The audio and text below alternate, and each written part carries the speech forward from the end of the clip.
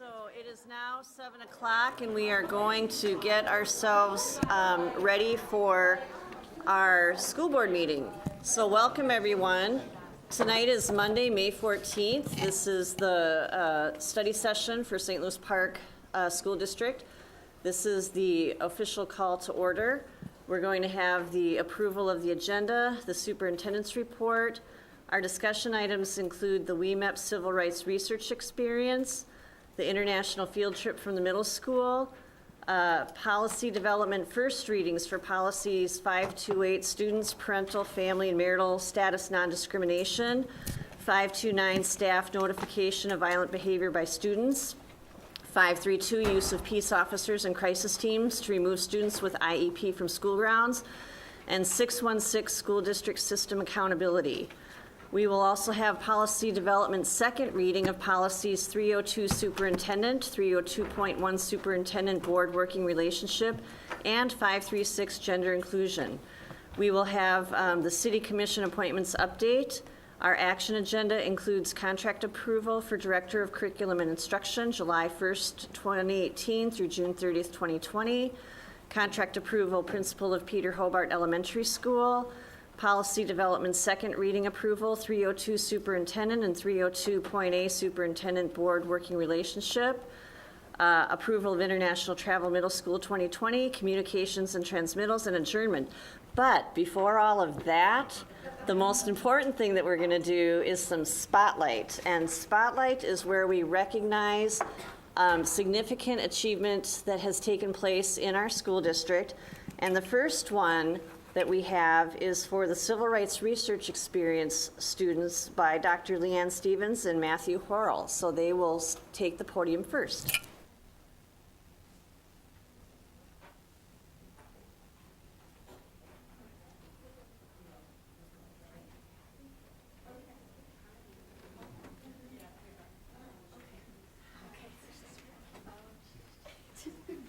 Ms. Stevens, this is the spotlight portion, right? You'll be presenting your presentation after this program, okay? Okay, so, This is just a spotlight naming the students. Yes, you need to introduce your students. But that's not yet. But it's just for this, it's just for them receiving the spotlight certificate from the board. Your presentation will come after we do the spotlight. Thank you.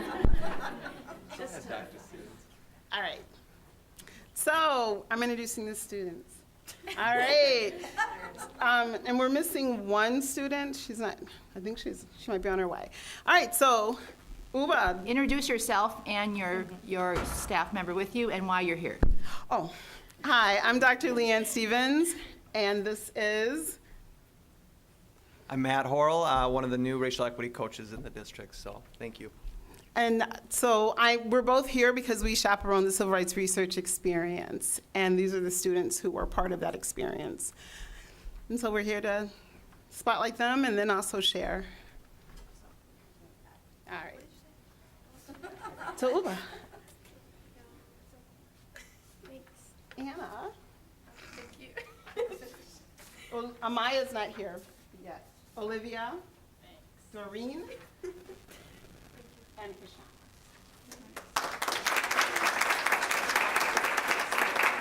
We're going to do a quick picture right here. Okay, go get a picture. You too. With you, please, Dr. Stevens. Matt. Okay. Tall people in the back. That's me. You're not tall. What are you trying to say? You're not. That's all. This is a. And like, give us all. I'm going to. All right. So everybody look at me. 1, 2, 3. We'll do 2. 1, 2, 3. Perfect. Thank you. One picture at a time. All right. And the next spotlight is Principal Scott Myers from our high school.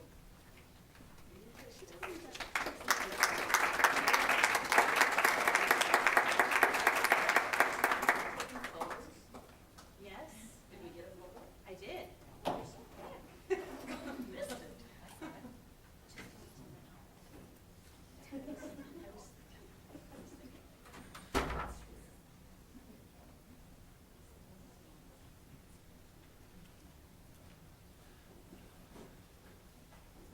All right, I'm feeling pretty fortunate as I look at the spotlights here.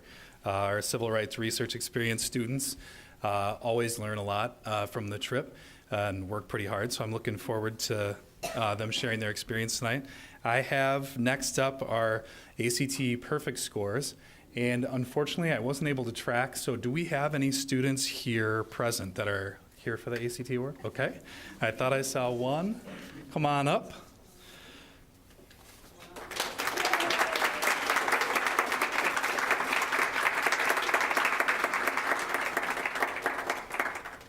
All right, and, oh good, we have two, perfect. All right, so these students have the wonderful honor of earning a perfect score on the ACT, no small feat. We actually had 3 students, Alexis Lee, Jack Ostrovsky, and Beck Roosley, and we actually have more students, but we weren't able to get parental permission yet to share some of those names, so we wanted to respect confidentiality as we do that. But these are the students that we have, and I want to thank you both. Thank you. Congratulations.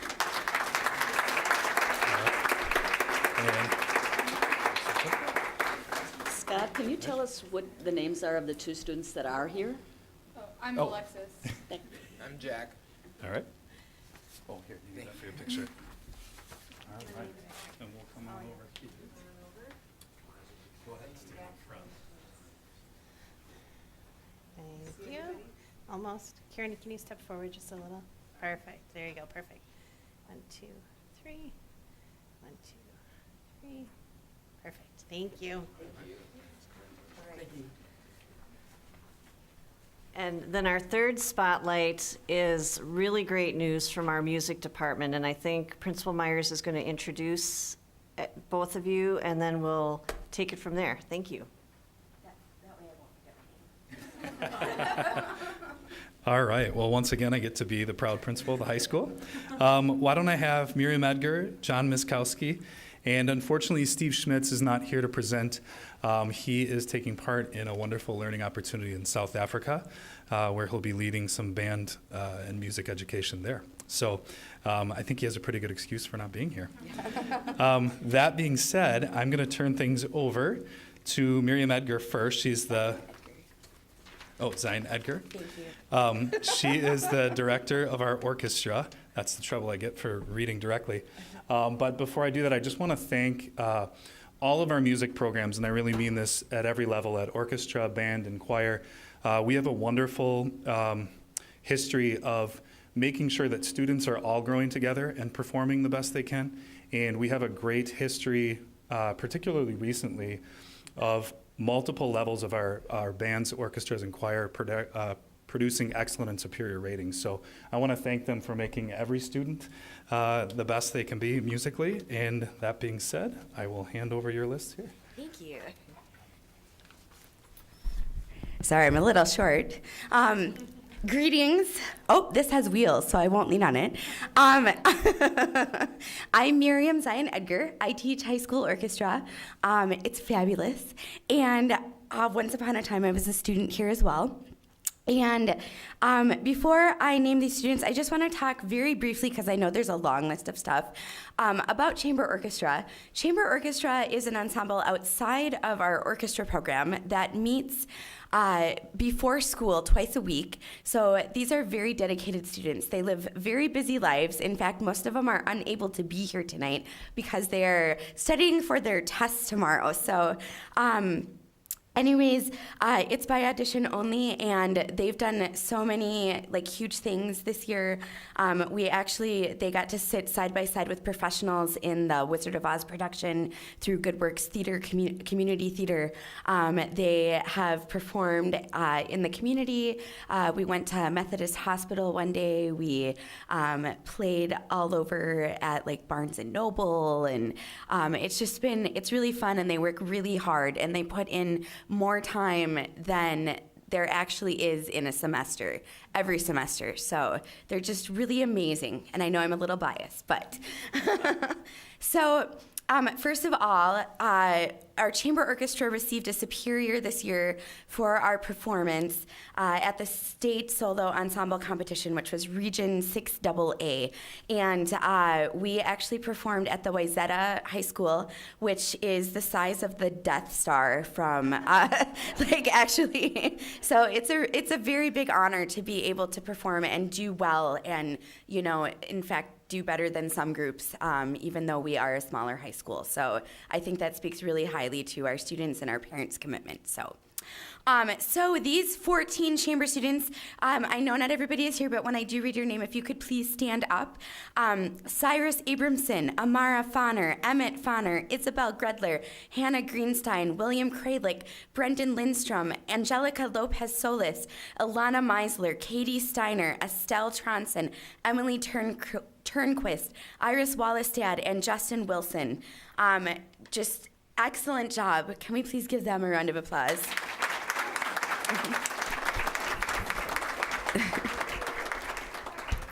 But wait, there's more. Outside of the chamber orchestra, we also had students perform solos and duets. And when I read your name, if you're here, please stand up. Greta Long received a superior rating for her solo on cello. Angelica Lopez Solis received a superior on her violin solo.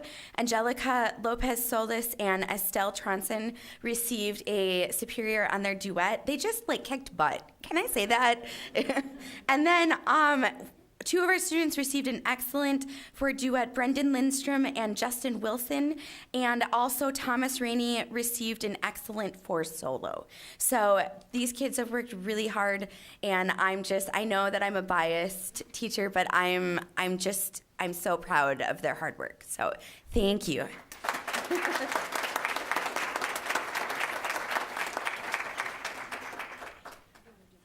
Should we do a picture real quick and then we'll go on to band? Yep. Director Thompson, we were going to take a group picture of everyone when we're finished.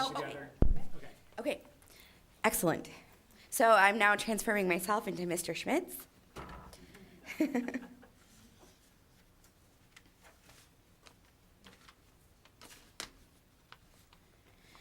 Okay, so this is a letter that Mr. Schmitz wrote. Hi there.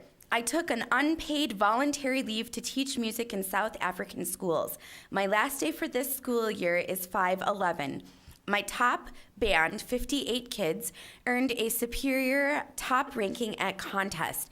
I could let them know they could be honored at the school board 5/14 at 7 p.m. if they'd like to. Sorry, I'm reading the whole email, I guess. I had 16 kids earn top superior rankings at solo ensemble contest recently, too. 6 kids earned the second top ranking, which is an excellent. And the total award winners in band was 64. Thanks, Steve. Thank you. And I'm John Muskowski, choir director at the high school and music department head. I'll read the list of, these are the wind ensemble students that received a superior rating for wind ensemble. Anastasia Ambrecht, Natalie Ani, Nicholas Beaton, Brahim Bouzrara, Hope Kassman, Zion Chappelle, Gavin Charpentier, Jameson Christopher, Maxwell Dane, Lindsay Epstein, Benjamin Espino Lima, Owen Flanagan Erickson, Marco Giovanelli, Thomas Goodall, Mari Hanshi, Jivana Harcine, Calvin Hatcher, Patrick Havens, Henry Hine, Aidan Henry, Marta Hill, Miranda Hugenrod, Ann Jacobson, Samuel Jensen, Brendan Johnson, Aaron Kasich, Benjamin Klepfer, Samantha Klepfer, John Kramer, Dana Kraus, Casey Cry, Alexis Lee, Ava Martinson, Rachel Matson, William Nichols, Morgana Oberdorfer, Savita Oberdorfer, Thomas Pelowitz, Alexander Peterson, Ben Provost. It's covering them up with staples. Hope Ramsberger, Chloe Richardson, Elliot Rickert, Ethan Rickert, Jeffrey Robinson Jr., Ian Sandbo, Gavin Shoger, William Steib, Claudia Stone, Lucas Thomas, Brianna Thompson, Kelly Thompson, Braden Toussaint, Ava Tronson, Nolan Van Den Einde, Mitchell Van Eschen, Oliver Willett, and Zoe Younger.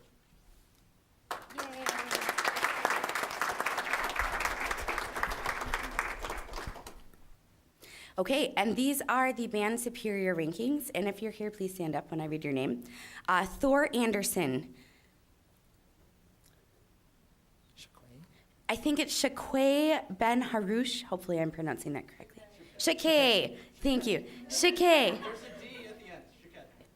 Oh, okay, it's not on there. It has. missing. Thank you for letting me know, though.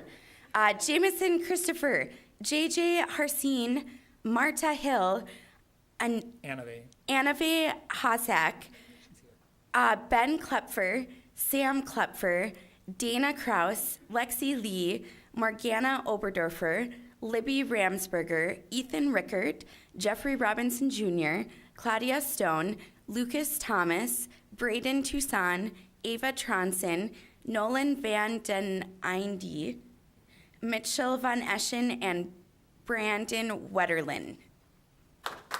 Thank you.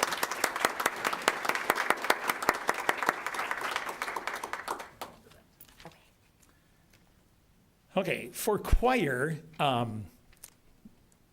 just have to say I'm really impressed with how kids have done this year. We did have 16 excellent solos, 22 superior solos, 5 superior duets.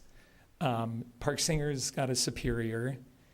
This is the first year that I've ever brought varsity choir, which is majority 9th graders, to contests, large group contests.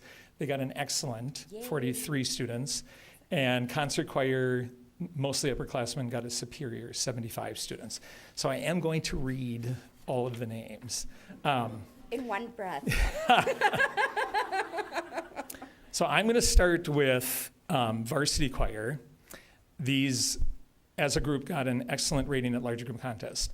Nana Araba Ajakum, Marcos Alvarez, Ella Atlas, Jenna Benbow, Cynthia Bjornrud Vasquez, Marissa Betcher, Benjamin Cantor, Alicia Davis, Trinity Dudley, Miriam Ganyu, Courtney Hansen, Grace Hansen, Hodan Hassan, Dinah Hunnigs, Casey Hunter, Carly Joseph, Victoria Judson, Bryn Langard, Oliver McDonald, Mira Melka, Elizabeth Miller, Ebo Mohammed, Daisy Morales, Terrence O'Brien, Sumaya Omar, Marisol Ortiz, Malik Plourde, Ainsley Preston Pepperell, Benjamin Sanford, Annika Schultz, Muna Sharif, Gavi Silberfarb, Kira Skelly, Rafaela Slager, Monica Smigelski, Caitlin Souther, Ben St. Clair, Rachel Stein, Isabella Stewart, Caleb Stokes, Lily Strathman, Eden Swartz, Alexia Torres Ortiz, and Zaid Youssef.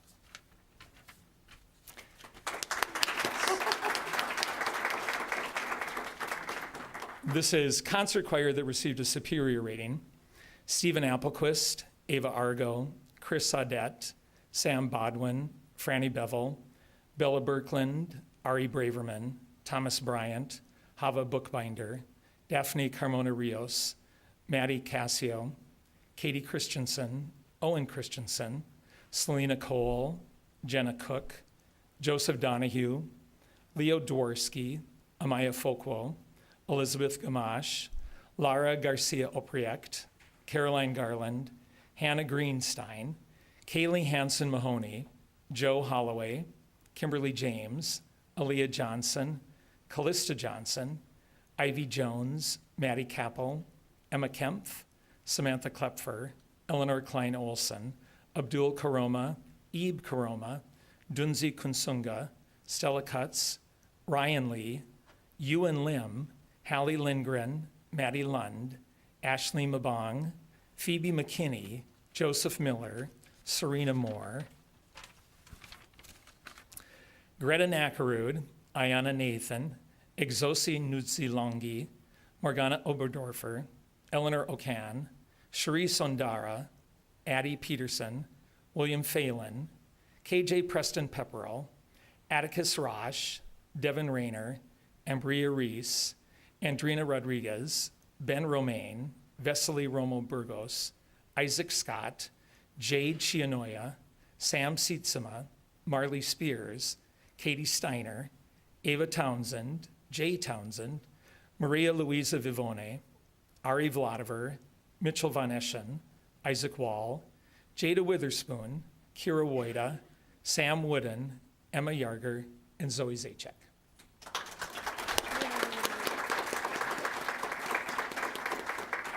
Okay, and then this is Park Singers, is a chamber ensemble. They like chamber orchestra meet outside the school day, Monday evenings and then Tuesday mornings.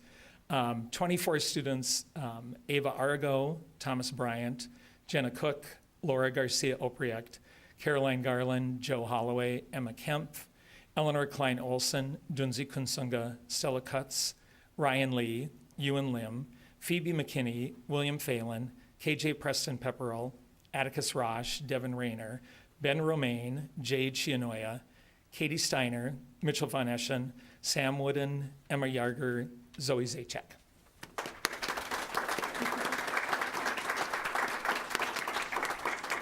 And then my last page, excellent solos, and these were all solos. Ava Arago, Chris Audette, Laura Garcia Opriect, Caroline Garland, Dinah Hunnigs, Aaliyah Johnson, Dunzi Kunsunga, Phoebe McKinney, Ellie O'Can, Ainsley Preston Pepperell, Jade Chianoya, Sam Sietsema, Ari Vladiver, Mitchell Von Eschen, Isaac Wall, and Kira Wojda. And our last group are superior solos and duets. Ari Braverman, Thomas Bryant, duet of Thomas Bryant and Ben Romaine, Hava Bookbinder, Katie Christensen, Jenna Cook, Leo Dworsky, a duet of Caroline Garland and Zoe Zajac, a duet of Joseph Holloway and Dunzi Kunsunga, solos Carly Joseph, duet Maddie Kappel, Stella Cutts, Emma Kempf, Eleanor Klein Olson, Ryan Lee, Ewan Lim, Oliver McDonald, Ayanna Nathan, Morgana Oberdorfer, William Phelan, KJ Preston Pepperell, Atticus Rosh, Devin Rayner, Raphael Slager, Katie Steiner, a duet of Mitchell Von Eschen and Isaac Wall, Sam Wooden, and Zoe Zajac. And then I will share with you as well that this was an eventful year for choir, that we auditioned, were accepted for an appearance at the State Music Teachers Convention, MMEA. We did have Dr. Philip Schultz, who's an associate conductor for Vocal Essence, as an artist in residence during the year. And after all of that, my feeling was that there are companies that troll for successful programs. And there's a group in New York that heard our recording of a piece called Baba Yetu and asked us to audition for a performance at Carnegie Hall, and submitted that, and so they accepted us. So right now we're just working on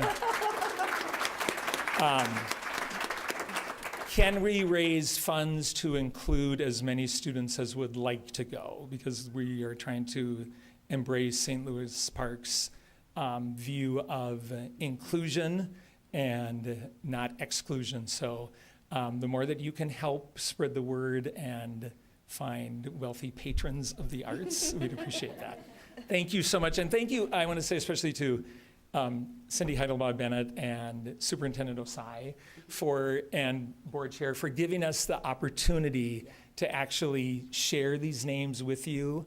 I tell people so many times, this job feels like a vacation. I mean, I still expect to get paid, but these kids are amazing and they're capable of doing amazing things. And they are especially gifted at growing themselves, but also encouraging and expecting us to grow as educators. And that to me is like nirvana in teaching. So thank you for this opportunity to share that with the public at large. Thank you.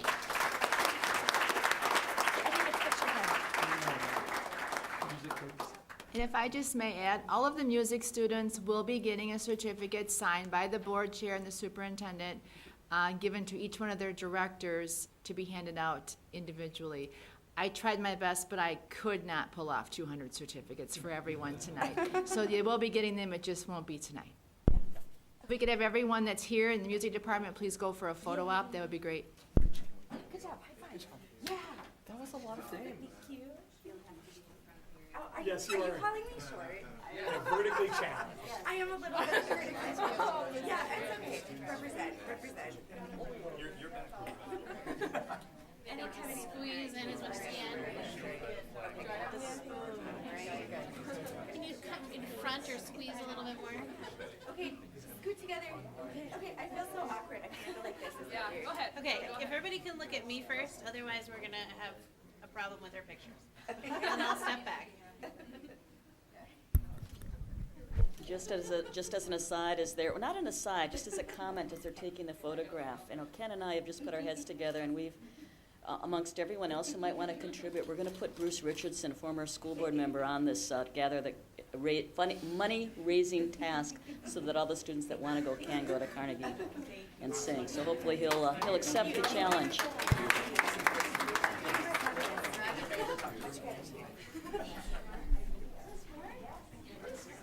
Yeah, thank you, Scott.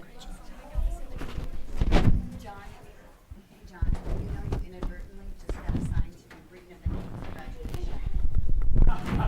That was too So you are all invited to stay, but if you can't, we understand. But thank you all for coming tonight for the spotlight. We really appreciate it. Thank you, Principal Myers, for coming also. Okay, we have 4. So is there a motion to approve the agenda as previously stated? Moved by Jim Beneke. Is there a second? Second by Nancy Gores. All those in favor say aye. Aye. Opposed? Okay, that carries 4-0. Now, next is our superintendent's report. Good evening, Chair Waters, members of the board. This evening for my superintendent report, I would like to, I'm going to back up and just take a moment to thank all of our students that are here still this evening and that were here. And I can't help but to think about the part of our district mission that talks about multiple pathways to excellence. And as I think about our students who will be presenting to us here shortly and how they demonstrated excellence during their time here in St. Louis Park, leading for racial equity and social justice and really interrupting the systems and patterns that prevent all or each student from being served here. As I think about all of our students who were just acknowledged around the excellence they've demonstrated in music, and then our students who demonstrated excellence on standardized assessments, it warms my heart because it really speaks to our mission being actualized by our students. And as I transition to the first piece that I want to mention, that last week was Teacher Appreciation Week. And what excites me about St. Louis Park is that while it was Teacher Appreciation Week, as a school district, we appreciated all staff. And I think that's an important piece to mention because it requires each adult in our organization to really help move the mission forward. And you saw some of that demonstrated this evening by the great accomplishments of some of our students. So I just wanted to take an opportunity to thank our staff again for all of the amazing things that they do for our students day in and day out here in the St. Louis Park Public School District. The next piece that I would like to mention as part of my superintendent's report is that we have new leaders, and I guess I shouldn't say both leaders aren't new, and one of them is here, Principal Schriedering. And I guess you are new to your role as principal of Peter Hobart, so congratulations and welcome aboard. But not necessarily new to St. Louis Park Public Schools.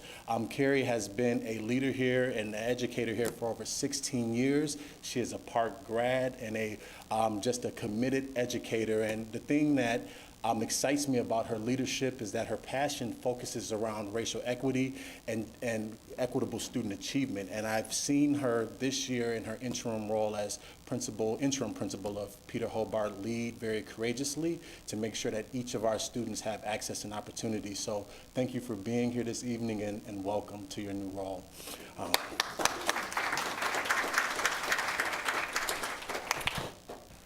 The other leader that we are thankful to have here starting July 1 in St. Louis Park is Dr. Patrick Duffy, and he was recently named Director of Curriculum and Instruction here in St. Louis Park. He's an educational equity leader as well, an ethnographer, an educator he earned his bachelor's degree from the University of Minnesota along with his master's in curriculum and instruction and doctorate in educational policy. His career spans over 20 years as a teacher, assistant principal, district level leader. Most recently, he was the director of secondary schools, or is the director of secondary schools in the Anoka-Hennepin Public School District. We're extremely excited to have Patrick join our team, just as we're excited to have Carrie be the new principal at Peter Hobart. And I truly believe that they have the capacity to help us continuing to accelerate our goal of accomplishing or allowing all of our students to actualize our mission. The last piece that I would like to just mention, connected to some of these new leaders and leadership changes, is that after 24 years of service, Principal Frank Johnson has decided to retire, and because of that, it kind of created multiple opportunities for leaders in our organization to have new experiences. So with Principal Johnson retiring, Principal Clarence Pollock, who's currently the principal at Aquila Elementary, will be moving to Susan Lindgren to continue his leadership there. Principal Shelley Nilsson, who was out on leave this year, will be coming back from leave and returning to Aquila Elementary. And as I just referenced, Principal Schriedering will be the new principal at Peter Hobart Elementary. So we're extremely excited for all of our leaders, and I'm confident that they will continue to invest in the lives of our students. And that concludes my report for this evening. Thank you very much. So now, next up on the agenda is our WEMEP Civil Rights Research Experience. So Dr. Leanne Stevens and our teacher and advisor, Matt Horrell, is going to introduce the students, and they will give us their report of what their learning was. And this is our second cohort with the Civil Rights Research Experience. And I think when I was looking at the work last year, there were 5 weeks of work before you even left the state. And I think I totaled up, it's over 100 hours of work that goes into this. So it's not a spring break trip. It is an academic exercise in addition to all of the other coursework that you're doing. So thank you so much for taking this on and showcasing your findings.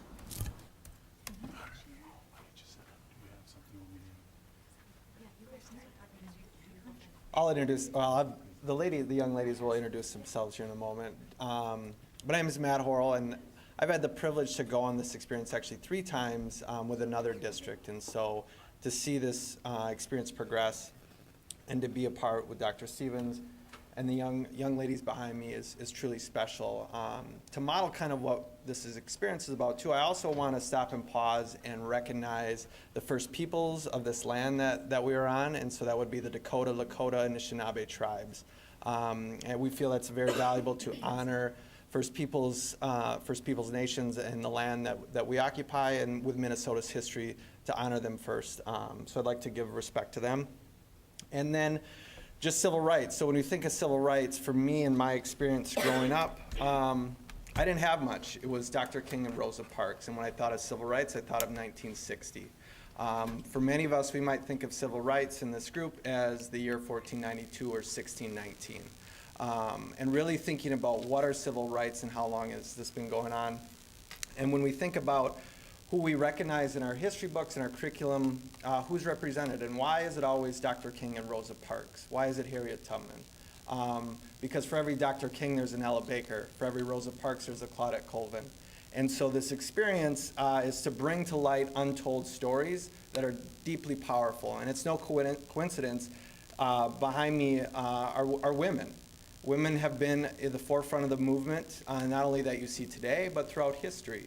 But often their stories are left untold, and so I want to give honor and respect to that as well. And so this experience started with Robbinsdale with Marcellus Davis and Kenneth Turner, who took this experience, based it on a course called Ethnic Studies, and you can look up Ethnic Studies. It's a wonderful course of how race is embedded through our institutions, our policies, our laws, And we don't have to look far in our own communities of the redlining of North Minneapolis and the things that have happened in our own community. And so we really like to focus on the patterns throughout history and why history matters to today. How I was raised, how Dr. Stevens, when we have talks, history is just a bunch of old people who are dead in the past, events in the past, doesn't really matter to today.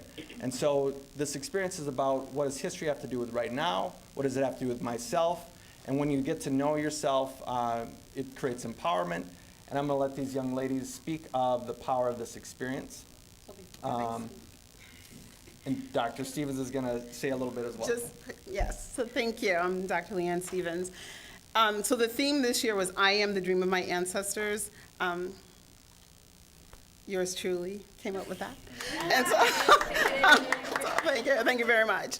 And so, yeah, so they're gonna share their experience, and I think, as Mr. Hurl said, like, for me, the significance of this was actually having them learn those concealed stories, those counter narratives, stories that they're not learning every day in their classroom. And the fact that they gave up 5 Saturdays, almost 4 hours each Saturday, to come and sit, and would have stayed if, we had to try to get them out. That's very telling for me. And so that's real important. And then our Saturday, so they're gonna talk about our Saturday sessions, with the impact that had on them, and they're gonna go through. So we will turn it over to them, and make sure you say your first and last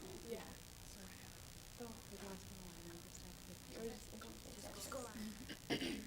Hi, I'm Anna Dusair, and I'm a senior this year. Hi, my name is Jareen Moringa, and I'm also a senior this year. My name is Krishana Spencer, and I'm a junior. My name is Uba Abdullahi. I'm also a senior this year.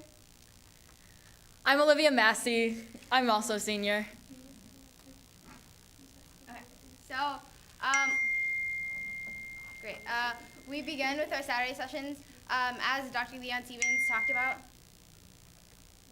Go ahead. Awesome. As our Saturday sessions that she talked about, it was very important in underscoring history that has been forgotten, or at least understood by us through textbooks and classroom teachings from our teachers. They underscored so many history that I honestly have never been exposed to, and that was very overwhelming for me in the beginning stages of this experience. I remember sitting there in the sessions, and Dr. Leanne Stevens, Mr. Horrell, and all the other amazing mentors who were sitting there would unravel these stories, and every single time I would sit there baffled about it. My experience as a Black Muslim woman, it has been neglected so many times, and to hear my voice validated and my experience vindicated by so many of my mentors, it was overwhelming for me, and even more so, it was an experience that I would never forget. And so I'm thankful for this experience. I'm thankful for all the mentors. It was honestly amazing. And it started with those Saturday sessions. You ready to talk about what we did? Okay. So we began with our Memphis trip. Yes. You can start on next slide. Yeah. Okay. Do you want to start? Nope. Okay, so we started in Memphis, Tennessee. We came first to, we first came where we were in the midst of coming to the honoring of Martin Luther King's anniversary. There we first went to his museum, or the museum which he was killed in, which has his room in. There is also controversy about that building because it first started off as a housing unit, and now it is the museum that it is today.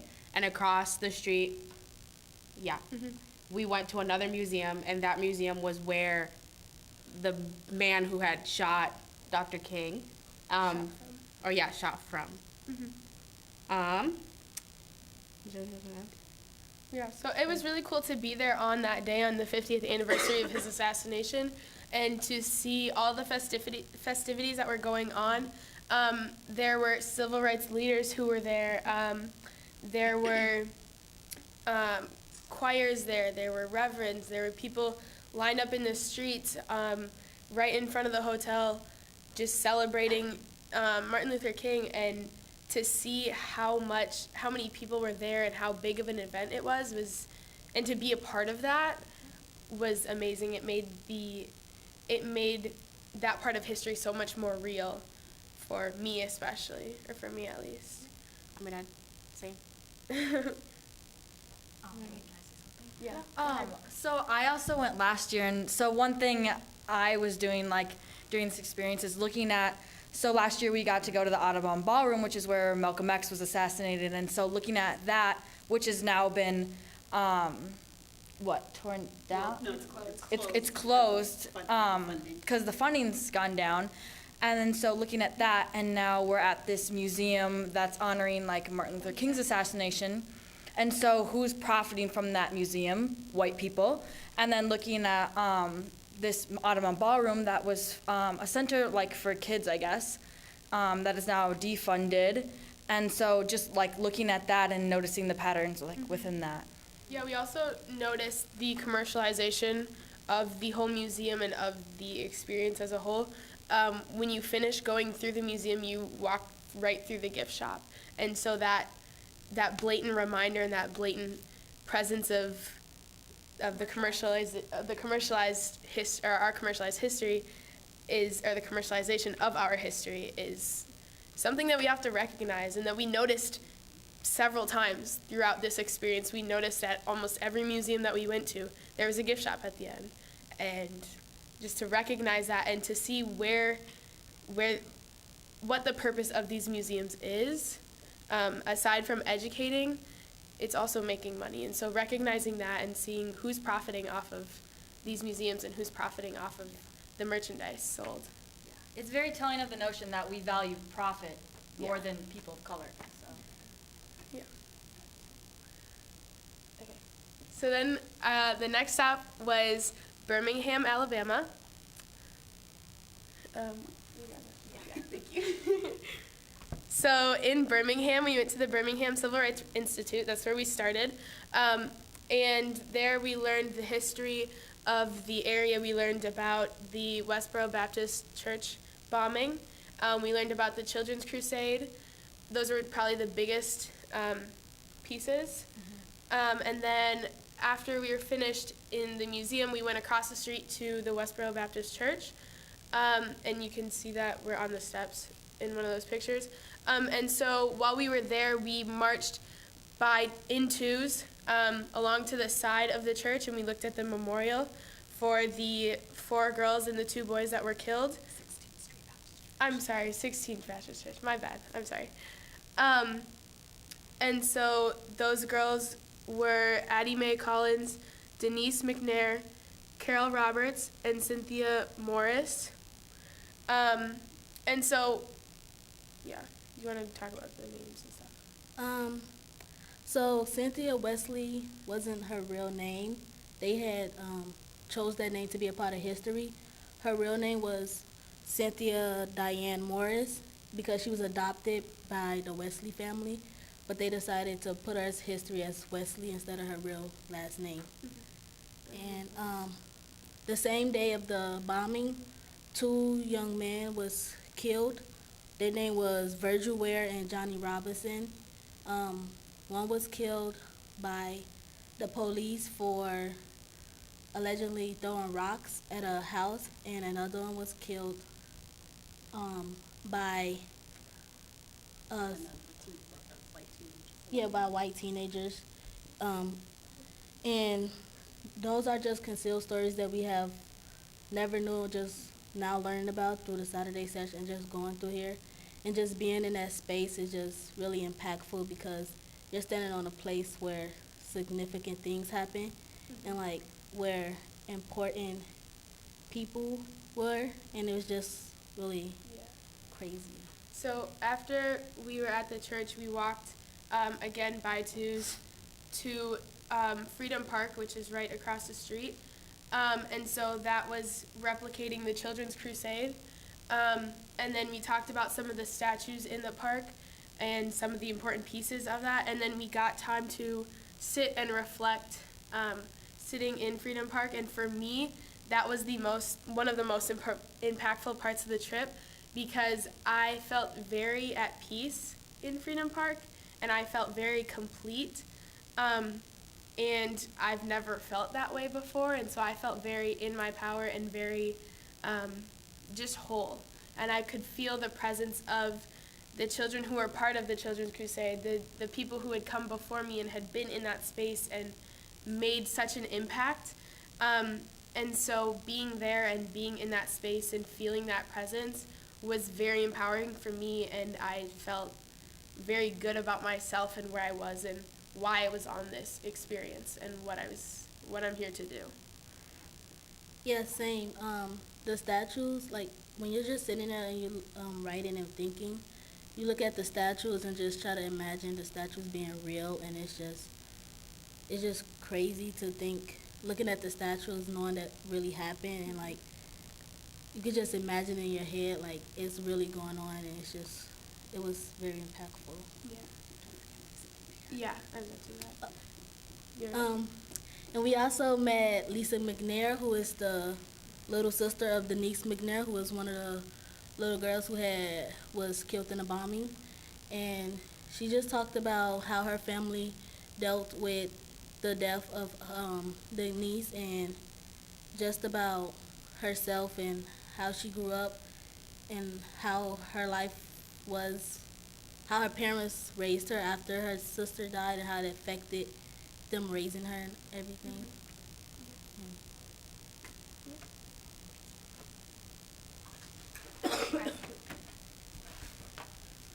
So next we went to Selma, Alabama. In Selma, we experienced a lot. We experienced so much. So when we first landed, or like we drove there, and when we first got there, one of the first experiences that we went through was we walked across the Edmund Pettus Bridge, which is the white bridge over there. And then as we were walking through whatever, we were in utter silence. Like we were walking alongside a person, and as we were walking through, we observed the sacredness of the place.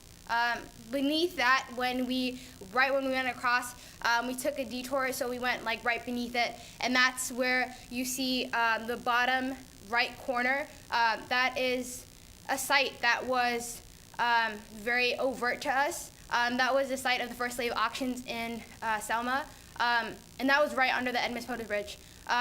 In that water area that you see where we're like putting up the fist is where slave ships used to come in and sell their slaves in that slave auction. All these events were in the same exact place, and to observe that was extremely overwhelming. To stand in those places and recognize how our ancestors were continuously in this struggle of continuously rebuking this white supremacy was, and then for us to like stand there and like again combat that injustice was a reminder for me personally how far we've come, but how far we have to go. So that was extremely, And if you don't know Edmund Pettus, the Edmund Pettus Pettus, he was like the founder of the Ku Klux Klan, and then the bridge is also where Bloody Sunday occurred, and then where the beginning of the march from Selma to Montgomery happened. And so on the bridge, protesters were met with police who were spraying fire hoses at them, which are known to like tear your skin. Met with dogs who were attacking them. They were beating kids on the bridge. One person we actually got to meet with was Joanne Bland, and she was actually a part of Bloody Sunday. So she's on the bottom, like with us. yeah, and so just walking through history and then understanding how that history has evolved to how we navigate society today. And then also one thing I want to mention is we shouldn't use the word slave. We need to be saying enslaved person. these people were not slaves. Slavery, the word slave implies that it was a choice, and then it takes away their humanity. So we say enslaved person because it reminds us that they are people and that they are of humanity. Okay. And then so while also in Selma, we had this enslavement experience. So when we began the experience, the enslavement experience, we didn't know what was happening. We were on our bus and we pulled up to the side of the road, and this woman got on the bus and she said, if you have any gum, if you have water, food, liquid, get rid of it now. And so we all kind of sat up straight and did as we were told. We didn't know what was happening. We weren't told in advance, okay, we're gonna do this. This is what you need to know. It was do what I say and don't mess up. And so she pulled us off the bus in groups, and all of us, and lined us up on the street, and nobody knew what was happening. And we just did as we were told. And she called you out if you did something wrong. She said, don't look at me, don't talk to anybody. If someone talks to you, don't say anything to them. Keep your eyes low, don't make eye contact with me, and that stuck with us the whole time. And so we walked through Selma. The whole time, that fear that she instilled right at the beginning stayed with us the entire time. Mm-hmm. And it's easy to say, like, oh, if I was around during enslavement times, I would have done this, I would have told them this, but when it comes down to it, we were put in several situations that enslaved people were put through, where it was calling somebody out or given the option to give yourself in place of another person, in place of the other people on the trip. And we noticed repeatedly that we all stayed silent out of fear. Nobody gave themselves in place of another person out of fear, out of not knowing what was going to happen. And so, like I said, it's easy to say what you could have done, but when in that situation, it was very clear to see how strict it was and how much of an impact it can have on a person. Because after going through that, you think about things differently. We notice things differently. We all went through it, and we all had different experiences, but we were all in the same situation, in the same place. And so experiencing that really puts it into perspective, really makes you think about and this was just a simulation. This wasn't reality, but it was hard to get that out of your mind while we were going through it. And so the enslavement experience was like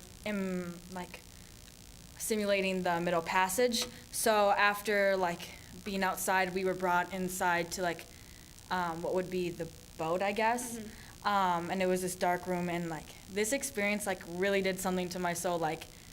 I don't know, I've never felt so much at once. Mm-hmm. And so after experiencing this, I think of the way that slavery is taught in schools, and how the brutality and horror and terror that is not talked about in schools. I mean, in schools, slavery, enslavement is so whitewashed and sugar-coated. And I think how can this go unrecognized, and how can we talk about it the way we do without acknowledging what it was? I have one question for you at that very topic, because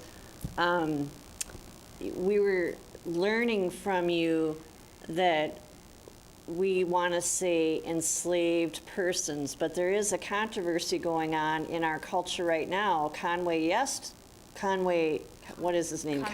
Yeah, he's saying it was a choice. Is that a correct understanding? And so what is that related to commercialization and not necessarily conveying the reality of history? I mean, this is very topical, what you experienced and what people in culture are saying right now. I mean, that was one person. And I think that why would we choose to put our energy and focus on what that one person is saying when there's so many other things we could be focusing on. I think it's very interesting how public figures have like an unlimited amount of platform to speak ignorance. In many ways, I don't like Kanye West. Like, I just don't. I think he speaks like a lot of craziness, and in many ways that is very harmful for our community because of how he portrays experience. I believe, honestly, if he came with us and he was in that experience, he would view his wordings and how he conveyed that information very differently. This was not an experience. This was a simulation, like Anna said. Like, this was not real life. And I believe in many ways, had his words come to, like, had any fruit, 400 years would not have been gone to it. Like, why would people willingly submit to a system of indoctrination, of forced humiliation, of subjugation, of continuous brutality? Like, that's something that you have to, like, consider. 400 years, that's not something, that's generational trauma. That's a core, that's an internal dilemma that man has to deal with himself. But and so back to what we were talking about. So, so when we look at the way enslavement is taught in school, who does that benefit? And who does teaching this the way it does, who does that benefit? And so it's benefiting white students.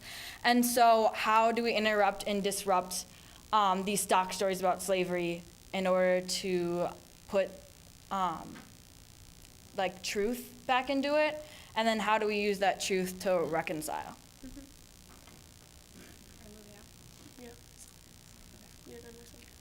So next we went to Tuskegee, Alabama, where we went to Fort Toulouse and Tuskegee University. In Tuskegee, we went to, first we went to a historically black college, so an HBCU, and then we were accompanied with Native folks who were also part of that experience with us. Unfortunately, they weren't able to experience their own strand, but in that experience and in their presence, we were able to experience a whole different perspective. We went to sacred land. In those pictures, we were able to see how, again, that like usurpation of white people coming into native lands. That picture, the stone. Is that what it is? The teepee? It's not a teepee. What is it? It's a tent, but it wasn't. It's a house. It's a house, but it was made of synthetic material. So from the outward perspective, you see it as a traditional house, but in reality, it was made of synthetic rubber and plastics that were like fixed together. The reality is that the foundations of that building was demolished. So like the original like natural construction of it was demolished to make way for a more glamorized depiction of what natives would look like in their natural habitat. Right across from it. Sorry. And also, these houses could be rented out for campers, which, in my opinion, is disrespectful to the Native people and to the Alabama tribe whose land it is on. Like Uba said, the original standings were demolished to make way for these fake representations of the houses they live in. So I just found that disrespectful. And to put a name to it, this is the Alabama people of Alabama. And so another thing you see with this is a pattern of Native identity being like invisible and then, really just like put away. And so how do we work to disrupt that notion of trying to conceal these stories and then really learn them? And then another thing we went to in Tuskegee was Fort Toulouse, which is the site of these Native mounds, which were used, and right in there you see memorials to Andrew Jackson, and Andrew Jackson is who led the Trail of Tears, and so how ironic that we're on these like sacred Native grounds, and right in the middle of it is a monument dedicated to Andrew Jackson, who it celebrates the removal of, or the forced removal of the Native people off of their land. And this land is all campgrounds. I think, right now for the most part. But I found it kind of ironic and disappointing that looking at history, these people, the Alabama, were forced off their land, and now the land is being used for commercial gain as a campsite when it could be returned to its people. It is stolen land that is now being made, that now white people are making money off of. And then another thing we focus on with this then is like the coalition of Black civil rights movement with Native people, and how a lot of that coalition and like complicated working together, how a lot of that goes untold. And so this is a quote by James Baldwin that I found very fitting, and it's the paradox of education is precisely this. That is, one begins to become conscious, one begins to examine the society in which he is being educated. So I go on this this research experience, and I learn, these like untold, concealed stories, and I come back to school, to my classrooms, and and I don't know how to navigate them, because how can I navigate a space where I know the way these narratives are being taught are not true to what they are? They're not, and they perpetuate and uphold white supremacy. And so how do I then navigate this space that I know is being run and has white supremacy woven all through it? Yeah, and the history you're taught does not value the people it is about, and so that's frustrating, to go through history classes and to not see yourself represented, and when you are represented, it's in a negative connotation. And then with these Saturday classes, we learned our history, we learned our African roots, the power, the kingdoms that we had, that we built, and to see that all erased and covered up, we don't learn about that in school, and why not? We learn about European dynasties and conquests and all that, but where are the African kings and queens? And so if we don't do this work to disrupt these distorted narratives about who we are, then we internalize them. And so this is not just something that a few students should be getting. This should be something that's open to everyone, because this history and this disruption and interruption of history and what we're taught in schools benefits all students. And if we're about we put students first, then we have to look at our curriculum, because if we're looking at how do we benefit all students, what is our curriculum, who does our curriculum benefit? Because it's not students of color. We can't afford this experience to be only to limit us to the 6 of us. We want to expand it, and in doing so, we've come up with recommendations for the school board and how it can maximize this experience, because our voices will be too little amongst the crowd and sea of white people who continue to belittle our experience. So we recommend, essentially 3 things. We believe ethnic studies should be a required course. This enables white people to understand that the world exists beyond them, that there's more to this world than what is visible. And I think ethnic studies is a great start. It is not the end-all, be-all, but it is a great precursor to all the things that could enable us to be more regularly cautious. Also, ethnic studies allows us to learn about ourselves, where we don't see that already, and we've all gone through high school, and we've noticed that from the beginning, since elementary school through high school. And so ethnic studies not only, like Uba said, allows white students to learn about our history, but allows us to learn about our own history. So like Olivia said, we are not internalizing this lack of representation, we are not internalizing all these what we don't see. And then there needs to be teacher accountability for racial equity work. So right now we have great equity coaches. We have all these programs for like racial equity, and we like say we're all about it, but there's no accountability in our classrooms for it. So what we see is like all talk essentially, but no like walk. Okay, and then next, I guess, is we need to diversify and decolonize our reading list, because right now, with the exception of a few teachers, our books, number one, capitalize and perpetuate the negative stereotypes of Black people. Two, Black characters in these novels only don't exist beyond the needs and imagination of white people. And three, they're woven and have their core and center in white supremacy. So these books need to be eliminated from our literary canon. And it's not like our curriculum is limited. Like, I've looked at the IB reading list. I've seen that there's Audre Lorde, Langston Hughes, Chimamanda Adichie. I know that there's books in there, and I know it's not. I've seen other teachers in the school who are working on and trying to diversify and decolonize our reading list, so I know it's something that we can do.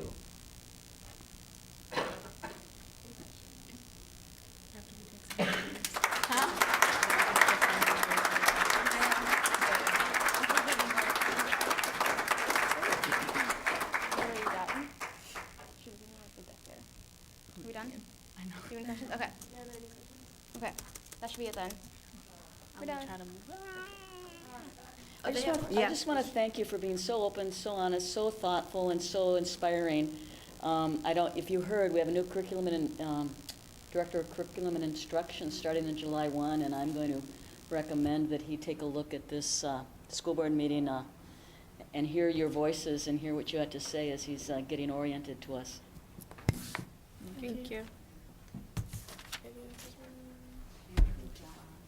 Thank you very much, all of you. Oh, yeah, who's next? I just wanted to thank each of you for sharing the critical consciousness that is emerging through your experience and just throughout your life. I appreciate you. I appreciate the honesty and truth in which you shared your experience, and I'm inspired to do more, and for each of our students. And as I think about the staff members that were a part of that experience, I'm thankful for both of them. What they didn't share with you is that this experience was through the West Metro Education Program, which will be going through a dissolution process here shortly. But what I'm so proud of is that our staff members, they didn't tell you this, but essentially both of them single-handedly or double-handedly, I don't know how you want to say it, but are pretty much responsible for that experience for the students that are a part of the West Metro Education Program. So although the West Metro Education Program may be going away, I'm committed to continuing to create these types of experiences. But as our students said, they shouldn't have to travel outside of their school to learn about their history. So not only am I committed to making sure that this supplementary experience occurs, but continue to working towards making sure that this is a part of their everyday learning experience here in St. Louis Park Public Schools. So thank you for sharing.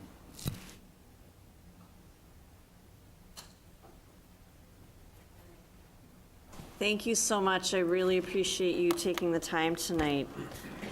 Next up on our agenda is Mr. Bork, principal of the middle school, and Victoria de Moreles with the international field trip update.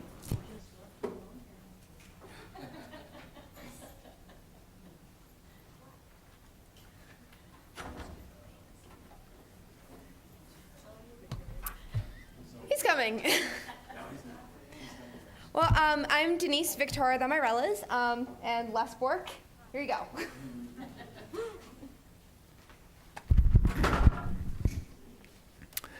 Good evening, school board, Superintendent Osai, and our greater St. Louis Park community.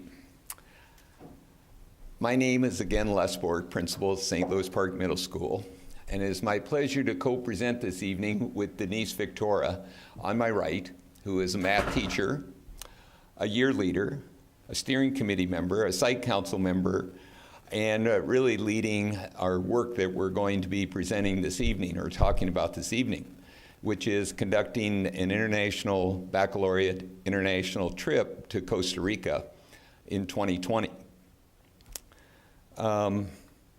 I want to give you a little background. Several of you were sitting in the spots just almost a year ago in June, in which we were talking about going to a California choir trip and proposing a trip to Costa Rica in 2020. And we shared the information, and I think someone asked, maybe it was Ken, and said, what are you seeking from us? And I said, well, I want a kind of a thumbs up or a thumbs down, or we won't move forward on this. And so I received really a direction to consider moving this forward. We did have our California choir trip. It happened, it went off tremendously. Our students performed well. It was a wonderful experience. Denise, on my right, will be sharing with you some of the details of our proposal to really conduct a trip to Costa Rica, an IB trip in 2020, 2 years from now. I'll let Denise take it away. All right, I'm just gonna get myself set up here.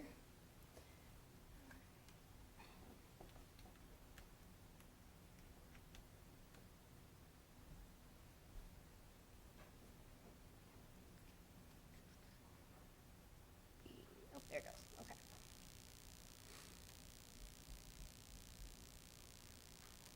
All right.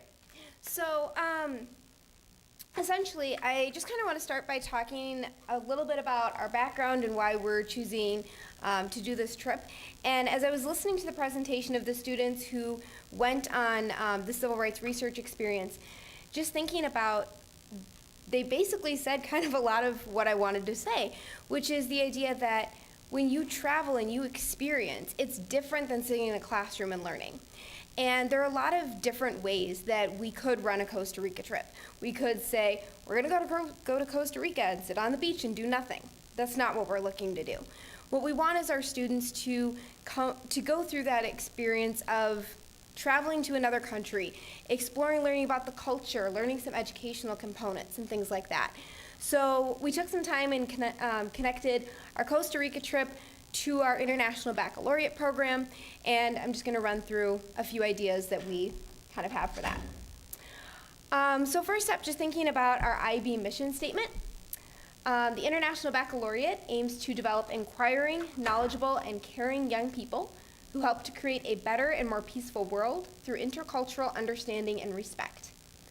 To this end, the organization works with schools, governments, and international organizations to develop challenging programs of international education and rigorous assessment.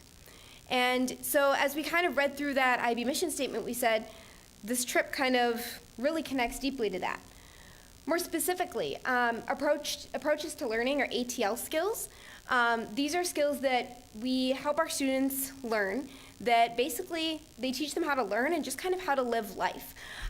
There are just dozens and dozens of these different ATL skills. Our students, I actually had a lesson today where we were working on an ATL skill of collect, record, and verify data. And I was so impressed when our library media specialist, Greg Holmbeck, asked my students, what is an ATL skill? And hands shot up across the room, and there's, oh, it's this and this and this, and then they're describing how it helps them. And so these are skills that our students are aware of, and they're using. So ones that we would really focus on and actually take the time to call out and name during this experience so kids knew they were learning them. Use intercultural understanding to interpret communication. Listen actively to others' perspectives. Meet deadlines. Bring necessary supplies and equipment, and seek a range of perspectives. Global context. So transferring authentic learning to an international context gives students a new global perspective and enhances their understanding to the world around them. Global contexts are incorporated and involved in every single IB unit we teach. And so this is a way for them to experience some of those global contexts actually in an international capacity. So for scientific and technical innovation, students will have an opportunity to explore how humans adapt environments to their needs. A big component of this Costa Rica trip is going to be centered on kind of environmental science and the education that goes throughout that. Planting, growing, harvesting, just kind of connecting with that, and basically what are we doing to our environment and how is our environment impacting us and what is that relationship. Globalization and sustainability. Students will explore the relationship between local and global processes. There's one part of the experience where they actually get to talk with locals who work at a fair trade banana plantation, exporting bananas across the world, and they actually get to have kind of an exchange and a conversation and ask questions, learning more about that globalization and sustainability piece. Personal and cultural expression. Students will explore the ways in which we discover and express ideas, feelings, nature, culture, beliefs, and values. One of the reasons we have chosen the tour company EF Tours is we really liked what they have done with their with their international trips, and especially the Costa Rica trip, where they actually plan opportunities for students to engage with locals. It's not just a bunch of our students from St. Louis Park sitting on a bus, getting out, looking at some things, getting back on the bus. As they're going through their experience in Costa Rica, they will be having conversations and engaging, learning more about that personal and cultural expression. At this time, if you have questions, whether it's itinerary or just more about what we want to do on the trip or anything, we're here to answer. I can also run through, if it would be helpful, I think you guys have access to this, but for the total group, the idea would be we would go over the spring break of 2020 and line that up with there. It would be a cost per student at this point is $2,685. The reason we're bringing this forth essentially 2 years in advance is we really want to make sure we are able to include as many students as possible. For many families, that can be a large amount of money. And the earlier that families are able to register, the smaller their monthly payments become. And looking at this trip from a racial equity perspective and making sure that we're looking, we're representing the demographics of our district. We've had multiple conversations across year leaders and with you guys as well last spring or summer, that our commitment is that this trip, as it continues, will eventually be very representative of our demographics of St. Louis Park. We will strive for that on our first try, but we are also realistically looking at the fact that it may not look exactly like kind of the demographics of our school. I do have some thoughts and ideas about how to increase racial diversity and socioeconomic diversity, if you are interested in hearing that as well. So, anyway, questions? Well, that brought up a lot of different questions, but I'll start with my first one. Yes. And that was on the environmental experience that you were talking about. Yes. What are your plans? Can you elaborate on that a little bit? Yes. So let me just make my itinerary a little bigger. It's like in a size 8 font. So a couple of the different experiences that students are going to be doing. They're going to be going to different plantations, like a coffee plantation, learning about how the coffee bean is processed, how it's turned into coffee, what happens to it, things like that. They'll be traveling into kind of different rainforest type environments. There's one day where they're going to, and I apologize if I'm pronouncing this wrong, Monteverde, which is basically a region that has flora and fauna that is in 6 distinct ecological zones, meaning, and so then the tour guide will kind of talk through what does that mean and what is an ecological zone and things like that. They're going to explore throughout different forests. They're exploring different plants and animals, especially birds, learning about what different birds and species are there.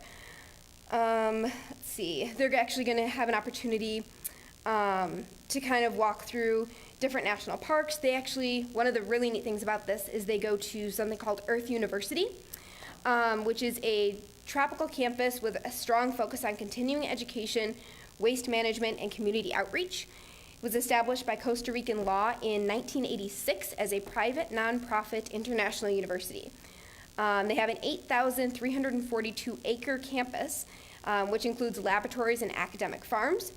And that's one of the times where they have an opportunity to actually learn about those fair trade bananas, learn about peri-urban gardens and kind of what it's like to have kind of how they help to build communities and economies. So a lot of different components. Okay. So I was more envisioning something on the global warming type of atmosphere. So they can go to Costa Rica and see what their Costa Ricans are doing to equalize their footprint versus what U.S. is doing. So I was just thinking that, but it's something a little different. It's more of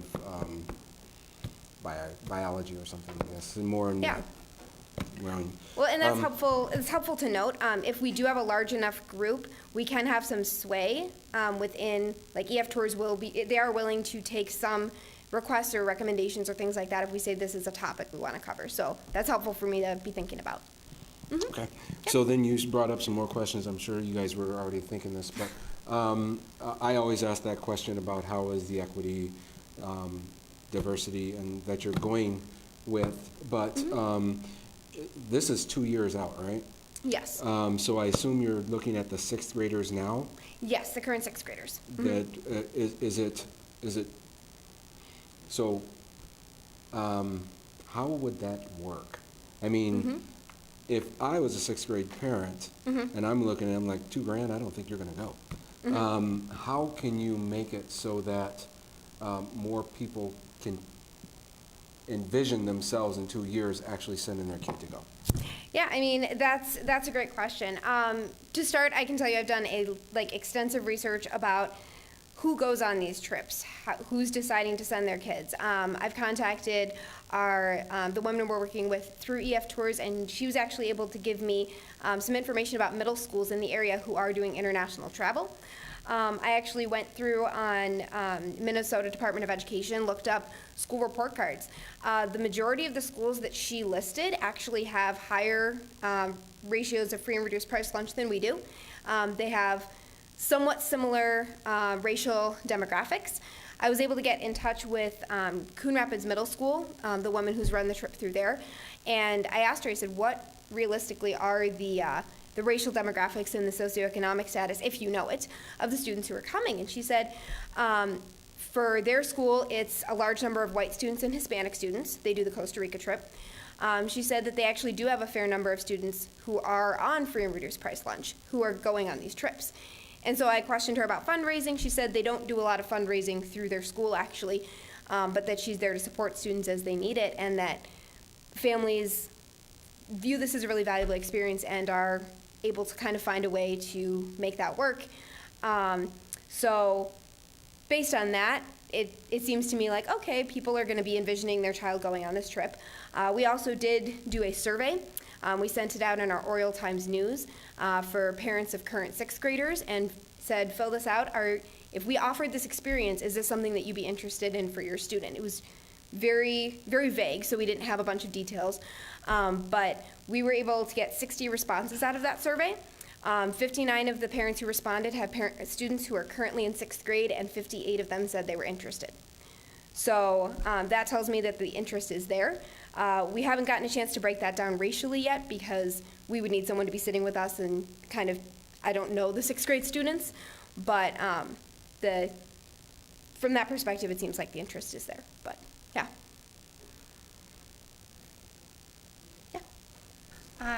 Thank you for all of the research that you've done into putting this together to present to us. Can you, what would be a minimum number that you would need to make the trip happen, and what are the maximum number of students that you can take? And how many adults do you need to sign up and pay this money so that the trip can happen? Great question. So EF Tours actually offers, they will pay for 1 chaperone for every 6 students who registers. And so essentially, if we have 6 students registered, we will have 1 chaperone who will go. We could run the trip essentially with 6. Then for every 6 students who come after that, they will pay for an additional chaperone. They will also pay for partial chaperones. So for example, say we had like 9 students register. They would pay for 1.5 chaperones. And so at that point, if we decided to do the trip with 9 students, what that would entail is that the 2 chaperones who were going, so me and another person, would split the cost of the half price situation. And Les and I have talked about at what point would we need to say, put a cap to make sure that we would have the appropriate number of chaperones? At this point, EF Tours has reserved 20 seats for us, but they can expand that if we have more than that. So 20 seats would be a half bus. We could fill a full bus. It depends on how much interest we have. So, I don't know, is that? Yep, 6 students per 1 chaperone. I'm sorry, but as long as you get 6 students, the trip happens. It's something that we can discuss. That's essentially our minimum at this point. Like, I would not want to go on this trip with 3 students. That's not what yeah. Yes? Quick follow-up question before we lose it. So you said 20, so is that 18 students and 3 chaperones, which would be 21? Or is it? Yep, so the 20 would include chaperones, so it would be 17 students, and the idea would be either 2 to 3 chaperones. At that point, we would take the partial cost and split it and bring the 3 chaperones. But yeah. So yeah, so whenever we calculate out the bus, so and I actually have numbers that I could pull up, but like a full bus, how many students would that be? How many chaperones would that be? I have that broken down. So. Yep. I'd like to go back to what Mary said. If we had 6 students, are we guaranteeing we're going? This is something that we've never done before, international travel. And so the reality is we have a parent meeting in June. Is that correct? We have a parent meeting. We haven't set the date yet? We've set the date for May, but we have not advertised it pending approval. So I think really what we're seeking from you is it a good idea? Is it something you support? Is it something you're going to vote on? And we're going to walk down this process of really seeing where we go. I don't like when you say, is it guaranteed we're going to go at this point? I think we're headed down this journey, see what our community really wants to do, but a piece starts with you. And so if you say yes, we're going to proceed down this journey and see where it takes us. If you say no, obviously we aren't. Thank you. It's a great idea. It's an exciting idea. I just want to make sure I'm understanding it. So by the time you go, will the students that go all be 8th graders at that time? That is correct. That's what you're saying? Okay. Yes. And I just want to give a caution. If you have to start making choices about who gets to go and who doesn't, I would encourage you to have a very fair and as objective a criteria as you can. Because if you're cutting students, we're going to hear about it. Yes. And I'd like to be able to support your fairness, in setting up the criteria for that. Absolutely, and I think I actually remember you saying that last year. It was, yes. And basically how it runs is it's, at this point we have 20 seats guaranteed, and it's a first come, first serve. And so if you want to register, you register, and then we can either create a waiting list or open up more seats depending on how that looks. With it being so far out, if we get a large influx of people who want to go on this trip right away, I'm fairly confident that we'd be able to secure more than 20 seats. Now, if that were to come up, much closer to the deadline, I don't know that it would happen, so. Yeah. Are you advertising across all 8th graders then, so that all 8th graders have the opportunity? 6th grade. Well, now they're 6th graders, but by the time they get there, they'll be 8th graders. Yes, so it would be available to all 8th graders that year. So say, for example, next year we get transfer students in who are in 7th grade. If we still have spaces on this trip, they could go. It's not targeted at a specific audience. We have gotten some questions about if it's for the Spanish immersion students. They're certainly welcome to go, but it's targeted for all students at our school.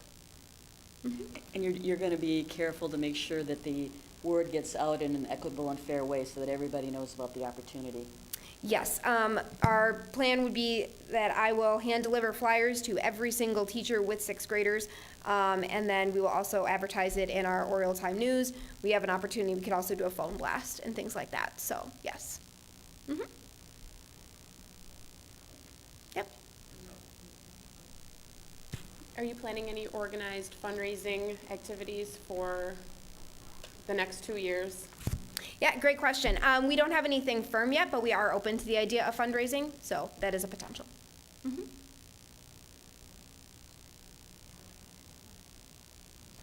Okay, so there's 2 questions. Yes. The first one, you had said that you can give us more details on this other picture.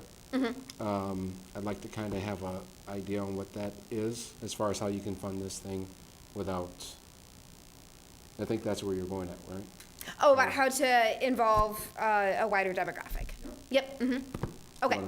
Yep. So, I'll get my other question after that. Okay, sounds good. So in terms of looking at it first from the racial component of saying, oh, we have a bunch of students registered, I would anticipate, I could be wrong, I would anticipate that our white students will be overrepresented in our initial registration. And so I would actually take the time to sit down and look through who is registered, kind of, especially by race, because that's a big one, and looking at what races are underrepresented in our registration, and then talking with teachers of current sixth graders and say, do you know any students who might be interested? Can I talk with them personally? Can I personally invite them on this trip? And then finding out why our initial outreach strategies didn't reach these families or reach these students. So whether or not they choose to register, especially if they do choose to register, what worked about the second approach than the first approach, and using that in the future as well. And then in terms of the socioeconomic, what I would say is looking at, first of all, who's registering, how are they doing in terms of, like, does it look like they're going to be able to make those financial commitments, or do we have people who are not registering because they're concerned about those financial commitments? And at that point, really reaching out again to, her name is Ann Lindquist from Coon Rapids Middle School, and saying, can you give me more information about how students are on this free and reduced price lunch? How are they going on these trips? Possibly looking at some opportunities for fundraisers. I've already received offers of support from at least one or two staff members saying that if I need help with fundraising or ideas or things like that, that they'd be willing to support me in helping organize that. So if that's what it takes to get our students to go on this trip, that'll happen. We're not looking at taking an entire grade or an entire, choir full of people, so it's a different situation.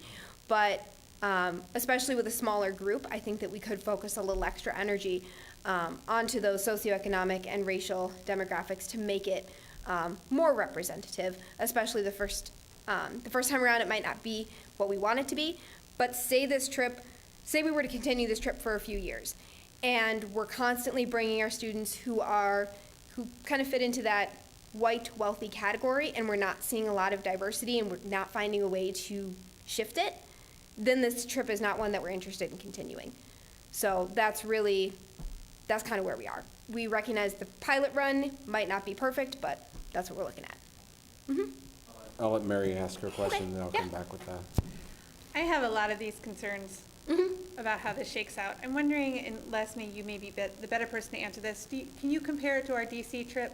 What are the racial and socioeconomic representations on the DC trip, if that's one of the comparisons we can come? Well, I don't have that information with me to be. I'd be talking off the cuff, and that really wouldn't be right at this point. I wasn't prepared to answer that. No, sorry, I thought of it. I'm trying to see if we can draw some comparisons or come up with. And that's not, well, there are some comparisons. We send about 35 to 45 students, and that's after the school year is out. But I just don't have that information. I can get it.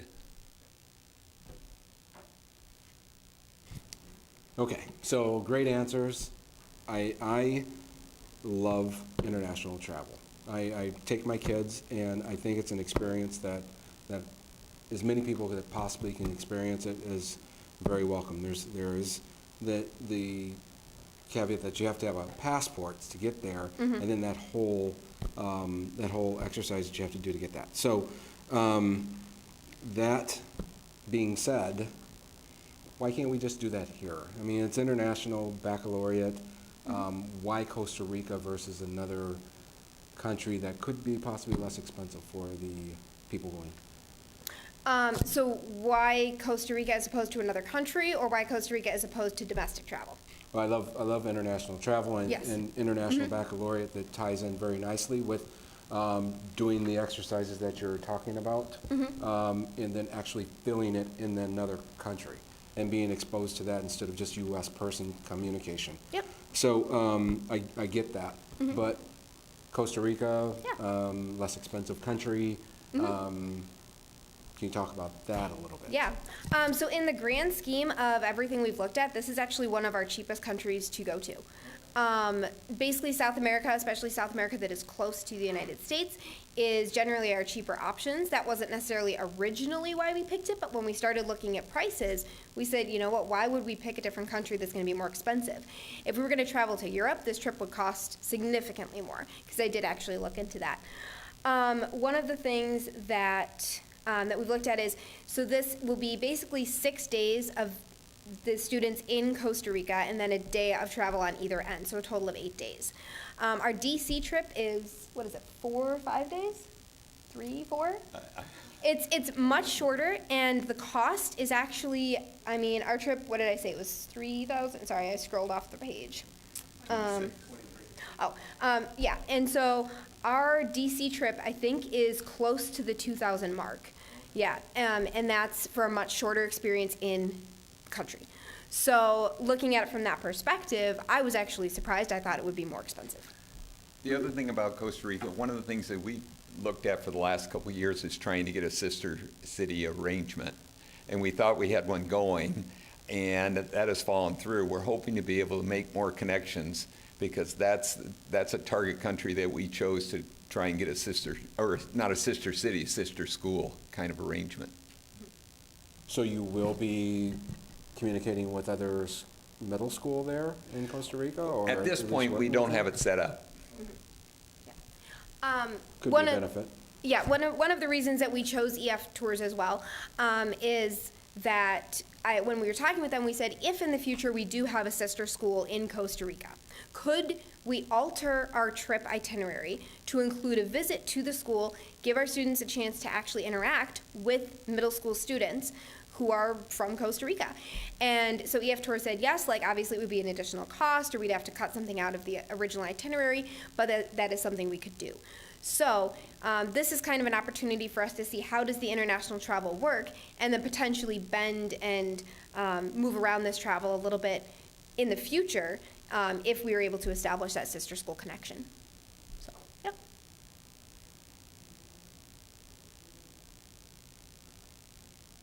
Okay, thank you so much. We appreciate this presentation. Yes, thank you.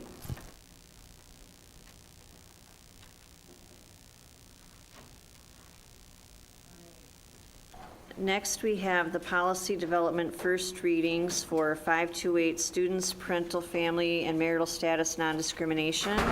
529 staff notification of violent behavior by students. 532 use of peace officers and crisis teams to remove students with IEP. And 616 school district system accountability. So we did have a chance to look at these ahead of time.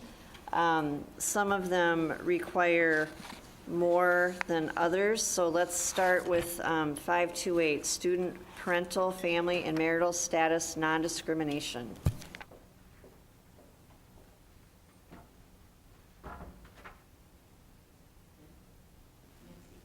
Yeah, there's no red line in here, so I'm assuming that on all of these, you've checked with the MSBA and there are no suggested updates. Is that accurate? That is not accurate. Right now, this is the first reading as it currently stands. I did compare to MSBA, and there are a lot of changes, but Superintendent Osai and I discussed this, and we were bringing it to you as it currently stands.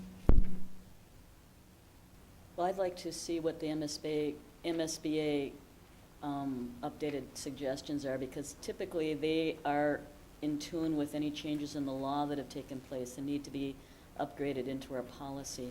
So not knowing what those are, my comments, having looked at just what we have here, are references an assistant superintendent, which we do not have anymore, so that would need to be updated to what an accurate job title would be. And who is our Title IX coordinator? Because it also referenced our Title IX coordinator. Is that Frida Bailey? And is the fact that whoever, and it's Frida Bailey right now, but whoever our Title IX coordinator, is that posted somewhere where if somebody was looking at this policy and wanted to make a report, how would they find out who the Title IX coordinator is? We have a publication in each of the school buildings in the office posted for the human rights officers, the Title IX coordinator, the homeless liaison, and other officer positions that are referenced in our policies, but may not actually be a specific job title. Happen to be the Human Resource Director as my job title, but I'm also the Human Rights Officer for harassment and other kinds of reporting. Chair Waters, members of the board, I believe that we're going to see a kind of a pattern here. If I'm hearing correctly, that the redlining, the most recent MSBA updates would be beneficial for the first reading. What I would recommend and suggest that if that's the case, we can, if you all are agreeable to it, we can hold off with 528, 529, is it 532, and I think, what is the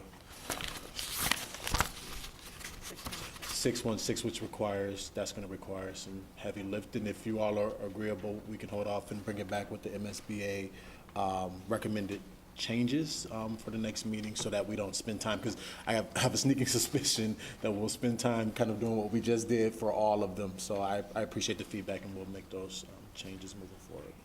If I could add, I did vet these also to cabinet.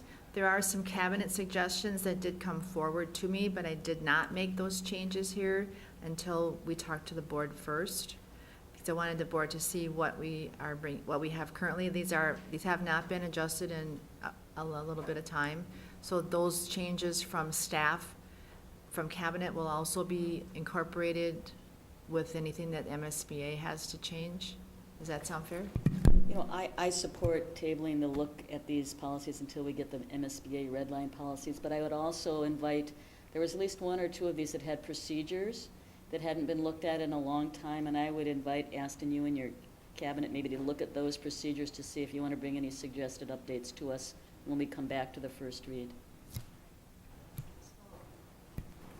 Cindy, is it feasible to have the MSBA in the red line and the staff changes in blue on the same document so that we can see them simultaneously? Absolutely.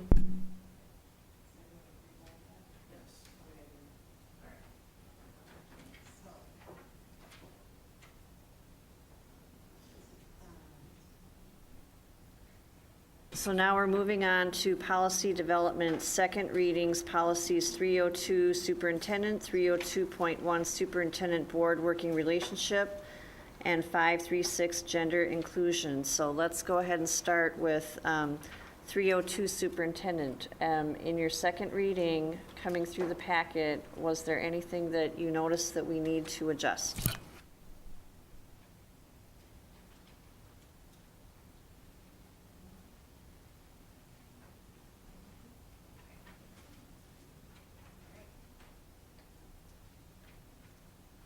All right, 302.1, superintendent school board working relationship. Any other adjustments that we might want to make in the second reading?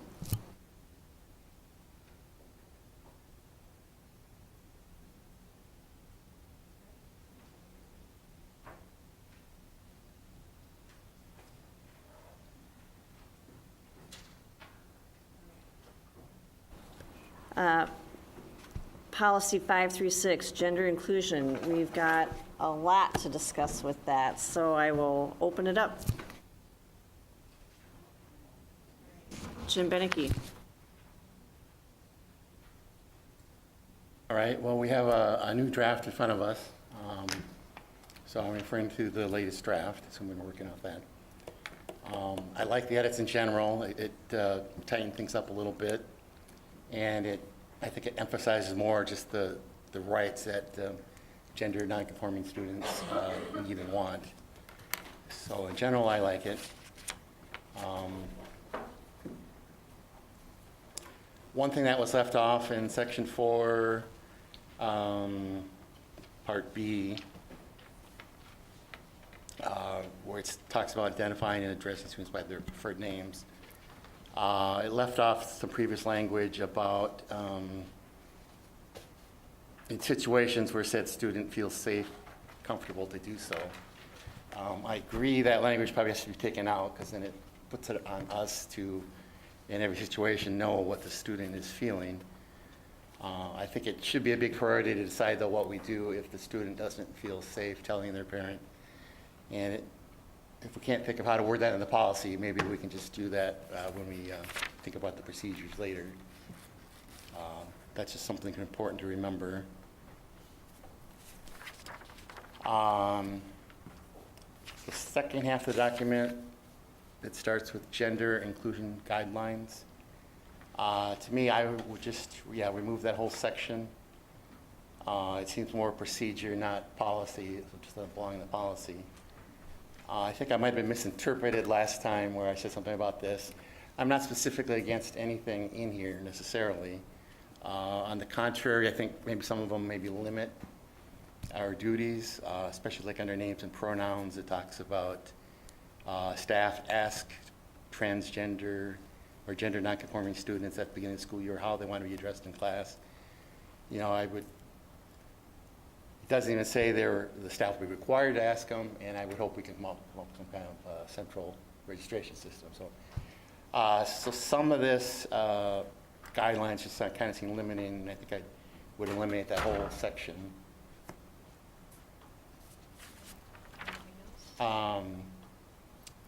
And just in general, if we eliminate that whole section, that's probably in the end, the only change I would make. And again, I just point out the main policy items are still hewing pretty close to the St. Paul policy that they've had for 3 years, and that's worked very well for them. Jim, were you looking at the policy that has draft on it when you were making those comments? Or what policy we've got? I just want to make sure, because we've got one that doesn't have draft on it, and we have one that has draft on it, and we have a redlined one. I was looking at draft and redlining. Okay.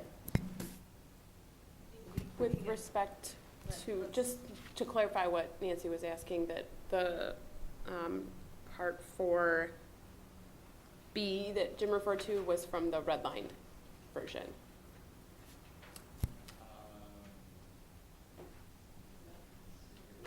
It was on both.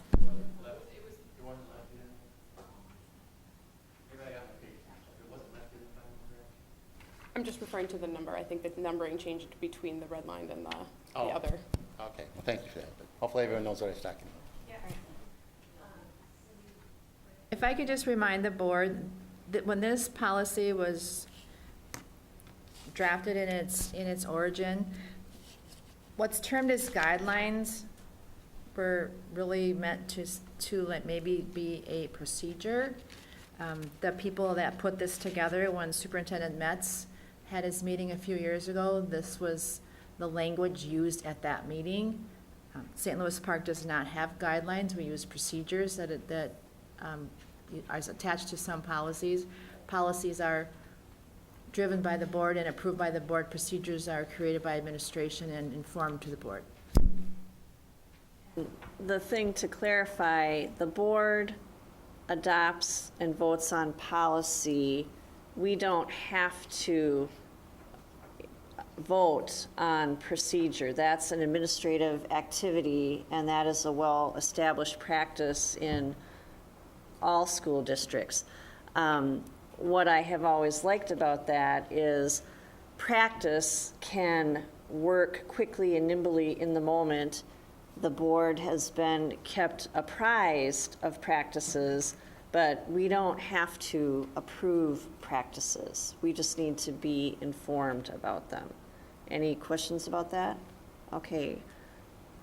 Cindy, was there anything else you want us to know about clarification on the red line versus the other one marked draft?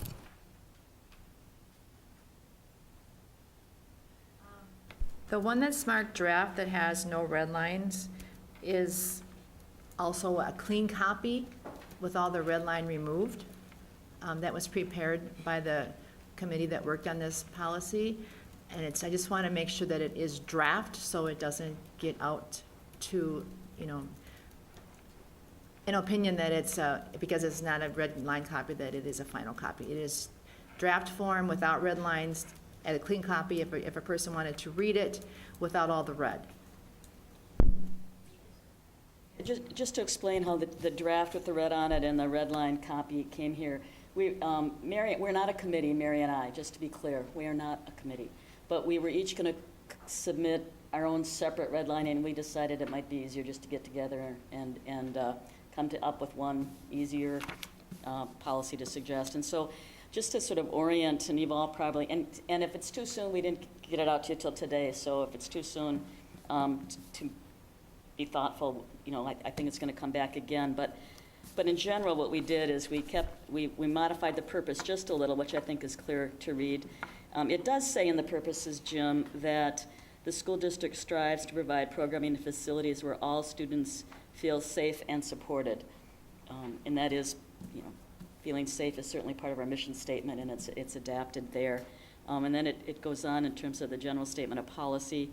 And then there's a terminology section that you can see. And then we thought that it would be good to have some reporting procedures in case there were issues that students were feeling that they'd know where to go with, or parents, where they'd know where to go with any concerns as we're living into this policy. And so, Mary, in a minute, maybe you can tell us where that was the concept Mary went and found what to put in. So we can talk about whether that's in there and then I'd love to have the administration and look at that, Aston, and let us know if what we have here makes sense, or, you know, next time we come up with this, whether we need to tweak that since it's new. But we really wanted there to be a way to report. And then we added a provision for annual review. Some of our policies have within them annual review, and we were thinking, and this is up for discussion here, that because this is new and because we're living into it, it would be helpful to hear, you know, back, how is it working? You know, do we need to be doing anything more? And it emphasizes, I think, our concern for it. There may come a time that the board down the road says, we don't need that in this policy anymore. We can take out the annual review. It's up, it's rolling, we're on board. We don't need that anymore. But for now, we were thinking it would be a good idea to have that in there going forward. So we added that. And we also, the guidelines that talked about professional development, because I echo what Jim said, I think the guidelines should be procedures, and I think that's something for the administration to work on the details of. But we did add to the policy, the superintendent will provide annual professional development to ensure that staff understands its responsibilities pursuant to this policy. We thought it was important that that come up annually, and so we added that, and it wasn't here. So I of course, you know, I've got pride in having spent some time on it, but I kind of think we've made it better than the St. Paul policy. No ego here, but they led the way, and when you're coming after somebody, you can kind of look and tweak what they've already led the way on. And one thing that I want to point out is we are the St. Louis Park School District, and that's why we operate as an elected board, is we are going to define policy to meet the needs of our students. And while I think it's helpful to see what others have done, I think it's helpful to refer to MSBA. This is something that we need to have be local. Mary, did you have some other commentary? Not surprisingly, yes. Yes, I do. I will just echo what Nancy said. I actually think this policy is stronger than what we started with, because I think it provides more protection for our students and greater clarity for our staff and our district. And so I'm really proud of the changes that we have made in here, obviously subject to continued conversation and discussion with the rest of the board, but I like where we're going with this. I like specifically, if you look at 2G, I know there was some concern that by referencing other policies, the anti-bullying policy, for example, the anti-harassment policy, that we were using that as an excuse not to have this policy in place. To the contrary, these policies are intended to work together for the protection of our students, and so we wanted to explicitly reference them in here to demonstrate that. With respect to the reporting procedures, I pulled that from our bullying policy. I switched the word bullying to violation of this policy in most places. I did my best with that. I think that the intent should be the same, but I'm obviously, if there's changes that should be made there, I think that that would be appropriate.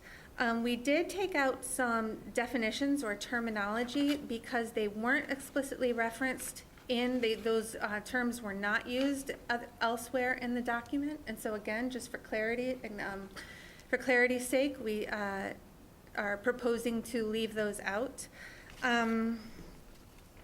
And otherwise, I am more than happy to answer anybody's questions about what our thinking was. In general, some of the changes that we made are just to conform with the form of our other policies, using, for example, the school district instead of St. Louis Park Public Schools.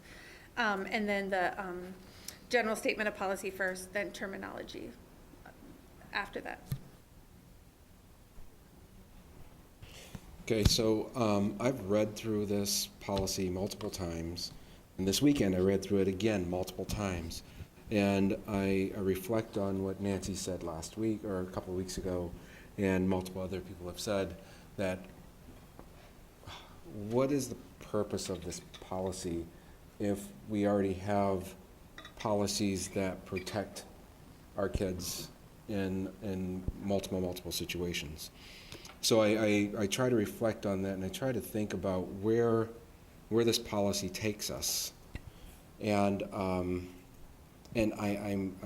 confused in that I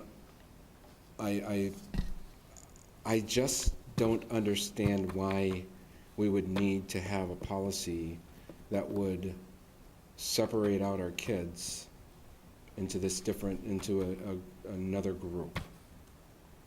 I know I'm trying to put it however I can, because I'm not really articulate in this matter or know all the terminologies. This really educated me in a lot of the terminologies also that I hear, but I'm reflecting back on myself, and I just don't understand why would we need this policy if we already have multiple policies that already take care of these issues. Now, I do see, and I respect that there's situations where our kids are feeling unease or uncomfortable in multiple situations, of which where we would need to try to help them feel more comfortable.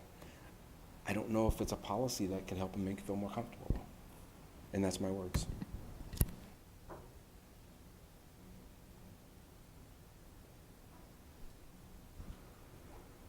I just wanted to come back to Mary and Karen and the changes, and just so we know, because we did just get this last version a few hours ago.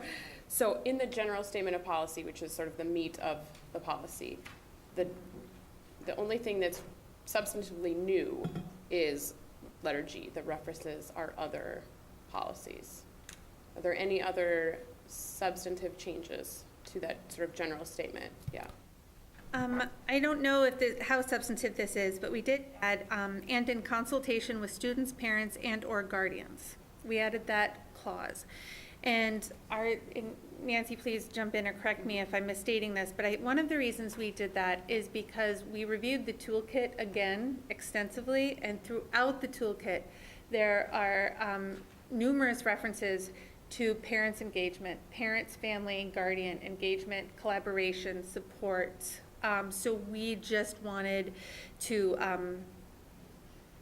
echo that in here, that we understand that there will be, I don't want to say different situations, but that every situation will have some of its own unique characteristics and traits to that, and we wanted to demonstrate that we are hoping that there will be consultation and collaboration between our district and our families as we are working these various situations out with our students. The other slight shift, and I'm just trying to get the old one up so I can comment on it, it's the whole naming thing, and I want to come back to that later after we've had some other comments, but it's where we say, respect the safety and privacy of all students pursuant to District Policy 515, state and federal privacy laws, and District 515 policy is protection and privacy of pupil records. And that's going to be a whole other procedural question about, and I raised this, directory information, what's private data, what's public data, what can people get, what we need to do from a procedure point of view if we adopt this to inform a child and parents about, if you change your name here, here's the consequence. If you change your name here, here's the consequence.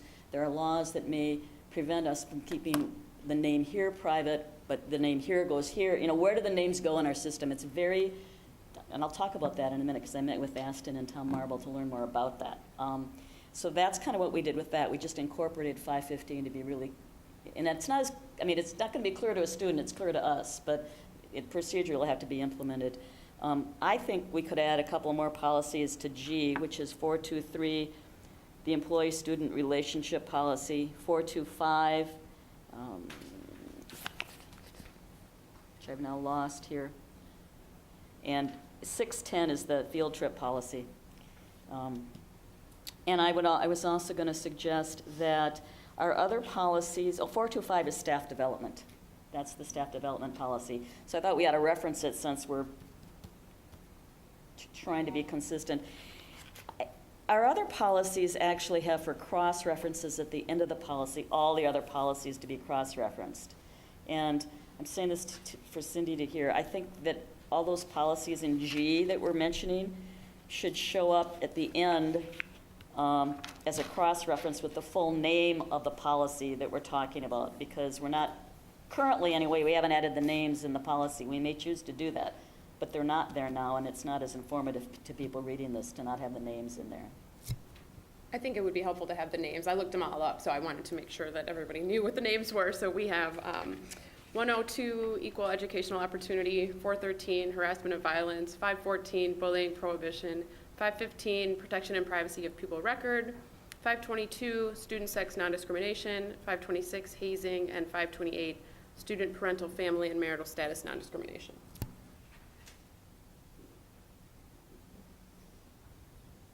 Just one quick thing, in case it wasn't clear the first time, I did think the changes did make us better policy, so I appreciate the work you did. And I like statements about professional development, for instance, and I think you did make it a better policy. So I just want to, Ken, I heard you, and I was sort of where you were at the start of this too. We have, this is covered in all the other policies I was thinking, and so then I took a look there. It's covered in terms of what you don't do. You don't bully, you don't discriminate, you don't harass. It's covered there. It's not covered particularly in an affirmative way. We will try to honor your name, and you're going to have a procedure for doing that. We're going to have bathrooms that are gender neutral, or locker rooms that are gender neutral. Those are affirmative obligations, or not affirmative policy moves, and that's where this is a little different than the other ones, so just to throw that out. We do, however, have bathrooms now, boys and girls bathrooms, that have single stalls. So, you know, there is access now for our transgender students. In our new facility work, there's going to be more access because we're building more bathrooms with private stalls. So that will get better. In fact, regardless of whether we have the policy, that's going to happen. So we'll say that. I heard a couple of years ago from a student who had been, and his mother, who had been at our middle school. And this student was transgendering, and in the school directory wanted the current name that he used in that directory. And the dean promised it, and the directory came out, and the old name was in the directory, and everybody felt terrible. And so stickers were put over the name, and the new name was somehow, but everybody knew there'd been a change, and it wasn't very protective of the student. And so in his second year at the middle school, he chose not to be into the directory at all because they didn't trust that the system could do it right. Whatever, despite its best intentions, this policy in itself isn't going to change that. What's going to change that is how it's implemented and the procedures that are adapted and the staff development that occurs. And so I met with Aston and Tom Marble because I wanted to know, how does this work? And I don't want to get in the weeds. How specifically this gets implemented is up to the superintendent and his staff. But I wanted to understand how hard is what we're asking them to do. Because I don't want to create an expectation a student has that we can't honor. That, I think, is doing harm. And my goal is to do no harm and to do better than harm, right? To do help, actually, if we can do that. And I'm not, so there's, When you fill out your registration forms, there's a name we have now, and our school secretaries are trying to put it into the system, and that's the name that gets pulled on class lists, and that's the name I understand that gets pulled for directories, and that's the name that goes to the Mars report, and that's the name that probably shows up on the class list the substitute gets. That's it. Now, there's a way to use another field that we don't need to use now, that's the legal name. And that legal name is what would go to the state of Minnesota Mars report, and that legal name, I presume we would only change with a court order that changes the name legally. And have another name option in that other category that would be pulled for all the class lists and the Power School and the other things.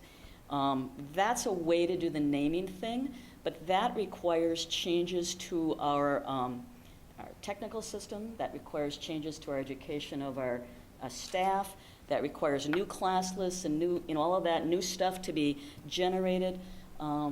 This policy also would require some staff development of teachers, which is a way of my talking about what's complicated about it, and a way of my saying, I personally don't want to adopt this till the end of the school year, because I want to give our administration the summer to get the pieces in place to do the implementation, so we're going strong, doing what we're promising to do come the next school year. And that raises a point that I think it's really important that we consider is there are many, many practicalities that have to be considered. Just one of them that struck me was at band performance this past week. We have gender prescribed attire. And for a student who is gender fluid, that's then double the expense, right? If you're going to dress one way or another. And so from a practical standpoint, how do we consider that? Another thing that I have asked for, and this is going to take time, there was a statement made in the community that St. Paul and Minneapolis successfully implemented the gender inclusion policy with absolutely no issues. And those are really big school systems. And I'm asking Superintendent Osai to meet with Superintendent Graff and Superintendent Joe, what's his last name? Thank you, Gothard, to talk about how did they plan for their implementation process, because I don't believe that once we take a vote, the work ends. And once we take a vote, then the expectation is, okay, we're ready to roll. And so I want to make sure that we have all of the components lined up in tandem. It's like wheels on a cart. If we've only got 3 of the wheels on the cart is not going to go very effectively. So I think it's important to have that implementation piece very thoroughly considered. So I'm going to leave that thought with us. Yeah, Mary? A couple of things. One is for the middle school band, you might be happy to know that the instruction sheet, the uniform was black and white. That was all that was said. Wear black and white. Can't get much more gender neutral than that. And kids interpreted that in a variety of different ways. So that's number one. The second thing I wanted to say is it possible, and this is a question for education, I'm not challenging anything, is it possible for us to approve a policy with a future effective date? This policy is approved effective first day of school, for example. We could approve this policy in 2 weeks with a later effective date. So then until then you can treat transgender students any way you want? I'm not comfortable with that. No, that's not at all what I said. We still have these other policies, but for that implementation piece, I'm looking for a way for this to not feel like we're stalling indefinitely. Cindy, do you have any guidance on that? My first instinct is no. Once the board passes a policy, then it's expected to be implemented and followed. I can certainly check with council to verify that. Well, I mean, if you think about how many meetings we have before the school year ends, it's just the one, isn't it? Yeah. The day after Memorial Day. Yes. And then the June meeting is after school. So it's probably not an issue because we'll be in summer. I don't think we're gonna have this wrapped up on the 29th. We Or had the will same, we had the same issue with memorial policy. There were so many things to make sure that were understood by all parties, students and staff and administration, before the board at that time was comfortable moving that forward, because once it was approved, then expectations were that it was going to be implemented.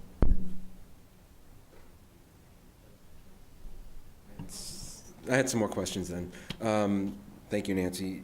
Can I ask you the questions?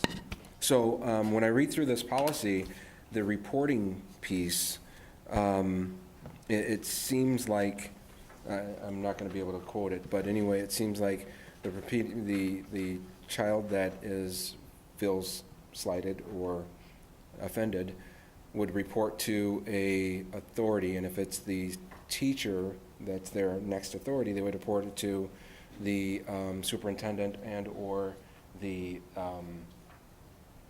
another person, I can't remember. But is that normal procedure for reporting, to report to the superintendent? Or would it go to the principal or someone else?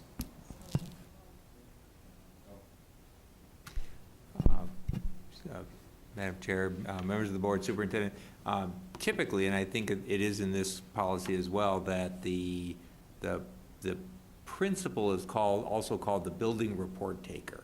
So the person, the student in this case, would report to whomever. If they reported to a teacher, that teacher should immediately get it to the building report taker. If it goes to the building report taker principal then immediately must notify the human rights officer, which in this case would more than likely be Tammy Reynolds or myself in that. And then our job as the human rights officer is to make sure that the investigation is put forth and is conducted, and nothing is swept under the table. That's the reason for, even if they're going to start an investigation, they're required to notify us that an incident happened so that we can oversee the investigation and follow up on it. They then, once they have an investigation, report then to the human rights officer, who then writes up a final report that goes to the superintendent. So then that, excuse my ignorance, but so then that report, if found nothing was wrong, that goes into that person's permanent record? The teachers. If nothing was, if the investigation was concluded and there was found that there was no action to be taken, the report would live, but it would live in an investigation file. The only reason the final disposition, if for some reason after the investigation it was concluded that there was discipline based on the labor contract, could be an oral reprimand, written reprimand, suspension, or termination. The final disposition of what happened would go in the person's record, but the whole report and investigative notes would not.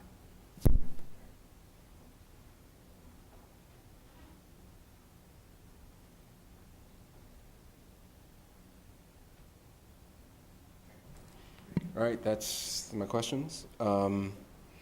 And another thing, I would feel remiss if I didn't point this out. When I was reading through this thing also, what burned into me is all students are treated fairly.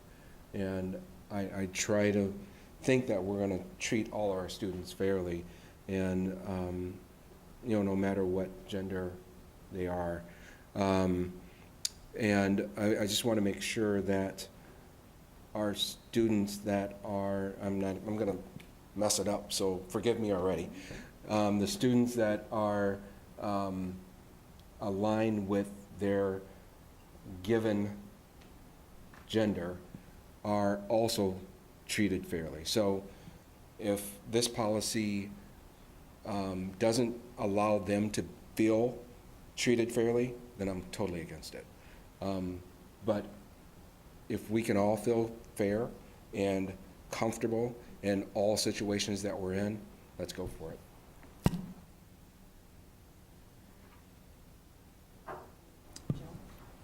I just have a quick comment. and I'll think about this some in terms of the annual review. I'm not totally on board with that. I do think the annual review at the beginning is a great idea. So maybe it is good to have it in there written that way and then try to peel it off after the first few years. But I worry about the inertia of putting it in there and then we have an annual review in perpetuity without any value to that. So maybe it's something we put on Cindy's calendar instead, that we're doing an annual review those first few years, so that it's not written in that way. But that was just my thought, my initial thought on that. Maybe it's good as written, but that was what I was thinking on that particular item. So, or you have a thought on it? Yeah, Joe, that's, one other thought is to sunset it. There'll be an annual review for the first 3 years of the policy, the first 5 years of the policy. We could talk about what we thought. Right, that'd be Could hear Aston's input on that and to what he would think, you know, and like the PSI admissions policy, we hear that every year, and at some point we might want to ask ourselves, do we need to hear that every year? I will fully admit that was in my mind when I brought that up.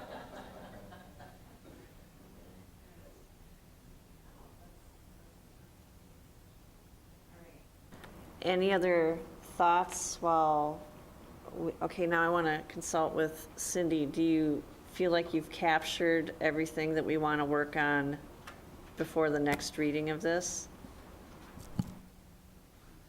Writing as you speak, could I recite it back to you right now? No. Well, I think it's mostly from what I could gather, it's mostly our job. So we need to look in this in more depth. I think what Cindy Captured your Scott comments from my notes, so I can refer back when questions come up for notes. Most notes that you speak will not be a he said, she said in the minutes. It's basically for me. What I heard the board say was this is fairly new, and folks haven't had a chance to really digest it and read it thoroughly, that we would be entertaining possibly another reading. There's no action tonight to be approved. What I also thought I heard, and I'm just looking, is that where we have the policies in the policy by number only in 2F and 2G, we would like the names of the policies added, Cindy, for the next reading. And we would like to have also added policy 423, 425, and 610. I do capture that, and I also that you wanted a cross-reference at the end. At the end, for the next reading.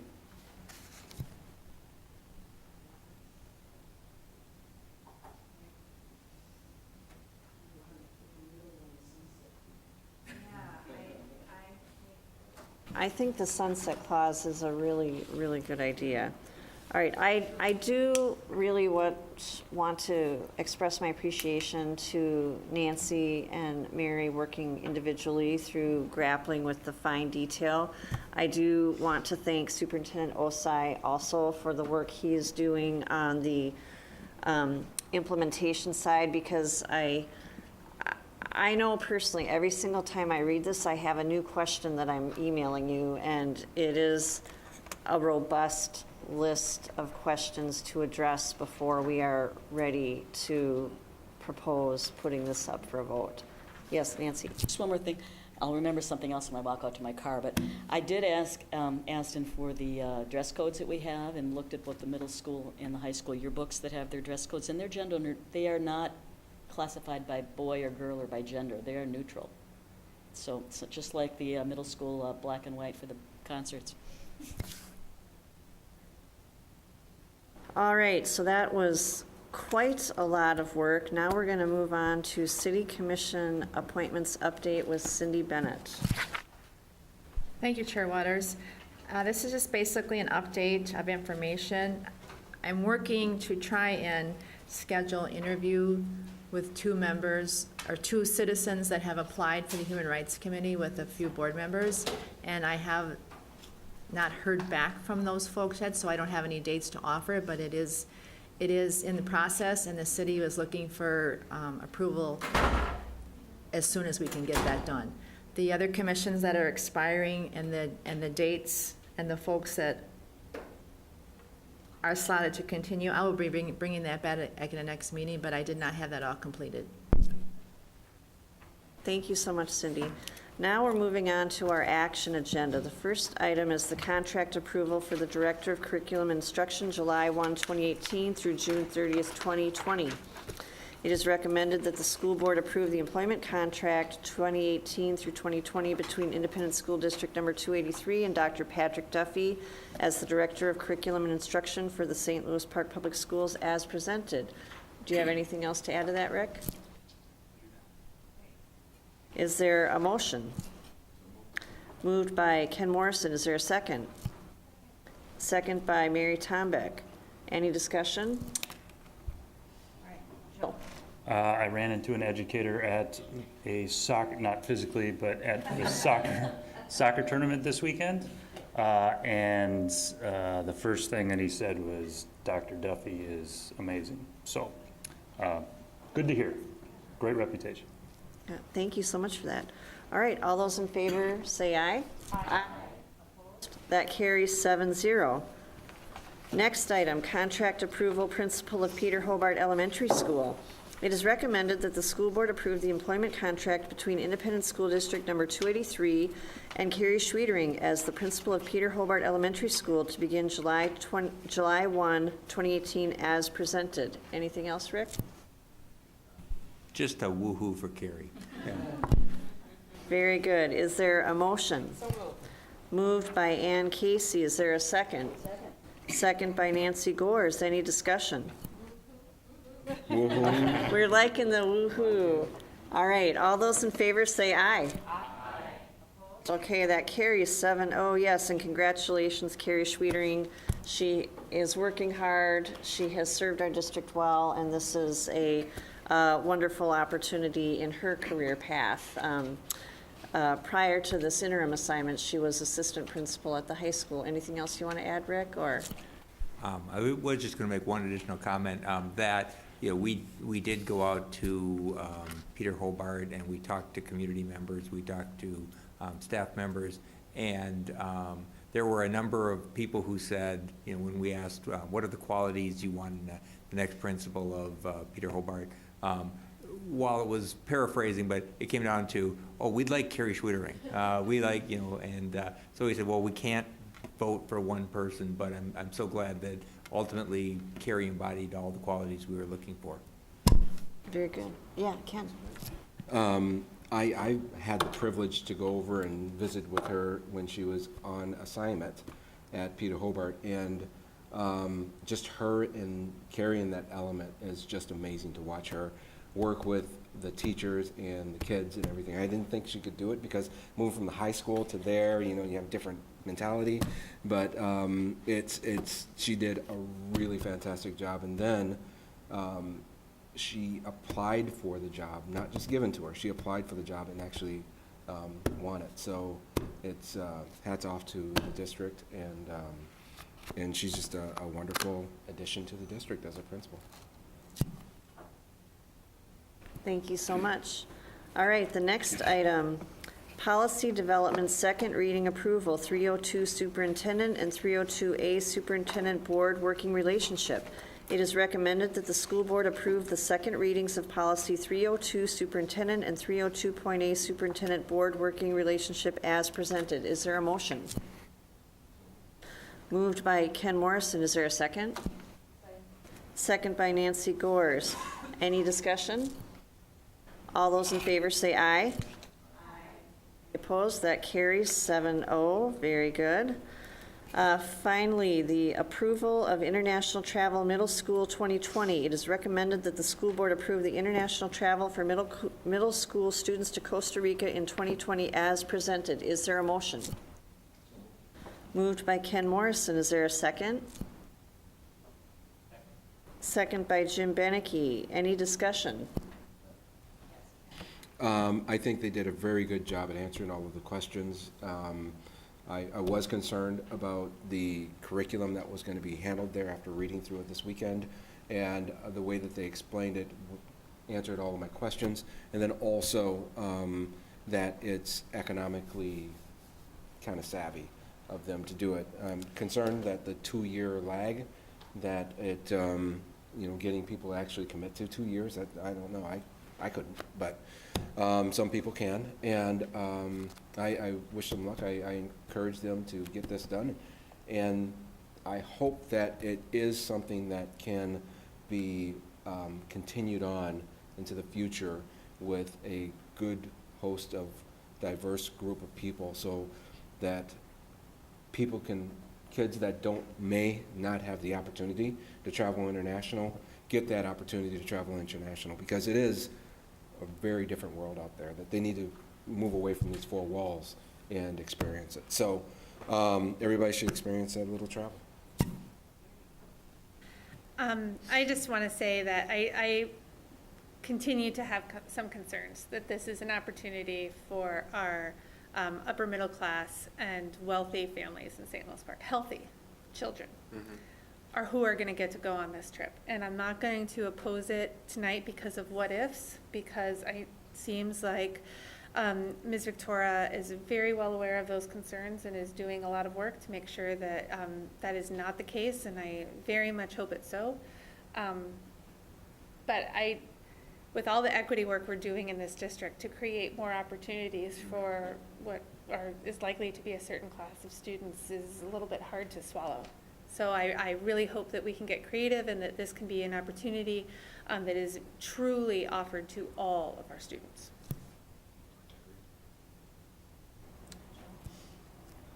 I'm coming from a similar place. I'll vote to approve this tonight. I think it might be a good idea for us to either put on the board calendar for a quick update, or at least get a report from them a year from now that says this is the group of students that we're getting, this is the amount of students, this is the breakdown. And we will have already approved it, but at least we'll have some sense, and we can get some feedback from them on what they're going to do the next time around, even if it hasn't occurred yet. And if it's so skewed, maybe it's something that it's not going to happen the second year. But I'm okay with it enough now. But yeah, I have the same concerns. But it would be good to have a report out from them, maybe a year from now, or whenever they start to get some commitments. I can add that to our district planning calendar for next year in April. Okay, thank you.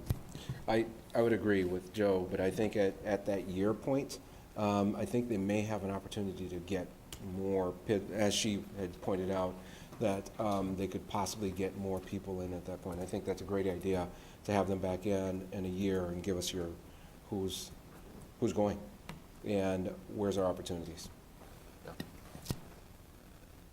You know, I just, and I'm sure this is what you mean, it's fine to have opportunities for what you call our privileged white students, but I want it to be a representative of our diversity of our student body, which includes our privileged white students and our other students, and that's what I think we're saying here.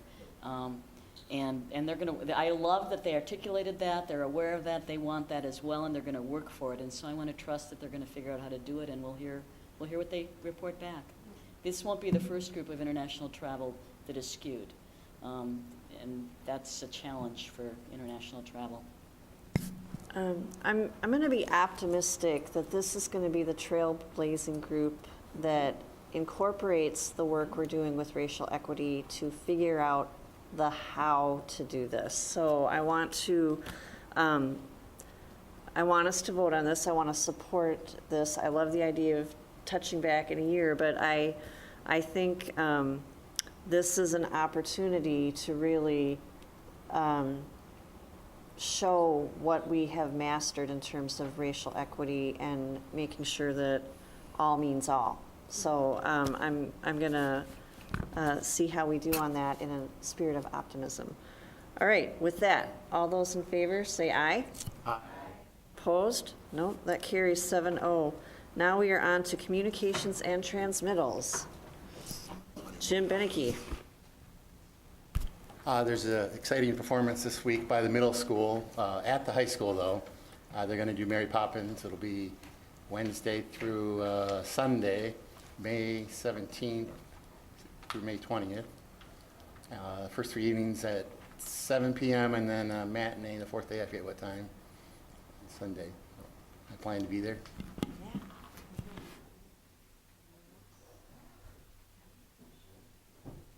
Okay, then you can do your, are you gonna do the? Okay. Cool.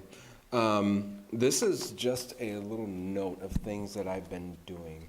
And you guys know my passion for cooking, and you know I'm on the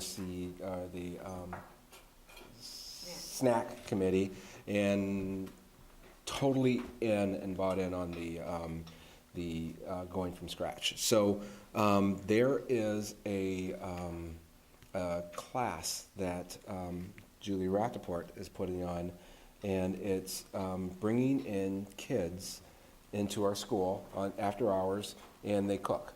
And there's a chef that comes in and teaches them how to cook and things using healthy foods, and just showing them how to cook healthy foods inside the school. It's great opportunity. I volunteer, actually, my wife and my daughter and I volunteer for them, my middle school daughter. And I just wanted to, I had some pictures, but I didn't get a chance to send it to you, but I'll send it next time. We can take a look at all the great things that they're doing, but it's really great. And the PSI kids are coming over. This group that we're doing is the PSI kids are coming over, and it's wonderful to see the mixture of kids that are there. And then at the end of each class, they get to take home a bag of the ingredients to cook the same meal for their family. So a fantastic experience. We're using B222, I think it is, which is a very tired kitchen. And hopefully we can do something. I'm looking for some fundraising. I'm looking for somehow to make that better experience for those kids to enjoy. And the last thing is we were leaving the class last week, and they said they have a class starting in September, and the chef may not be available, so I may be teaching classes for 6 months. So it's on Tuesdays, and it's great experience. If you get the opportunity to volunteer and do it, it's great. So that's it.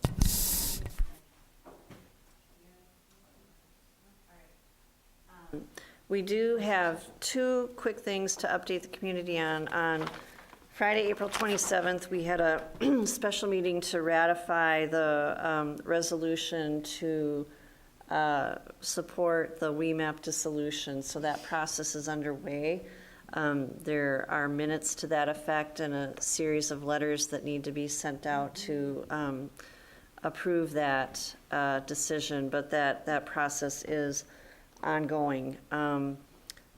3 of the 6 districts have ratified that resolution. We're waiting for one more. So that's coming up. And then next, we do have a listening session coming up on Thursday, May 24th, starting at 6 o'clock in the PSI Media Center. It will be with Nancy Gores and myself, and we want to hear from the community what's on your mind. So with that, I'll entertain a motion to adjourn. Moved by Nancy, is there a second? Ann, any discussion? No, hearing none. All those in favor say aye. Opposed? That carries 7-0. We are adjourned at 9:34. Thank you.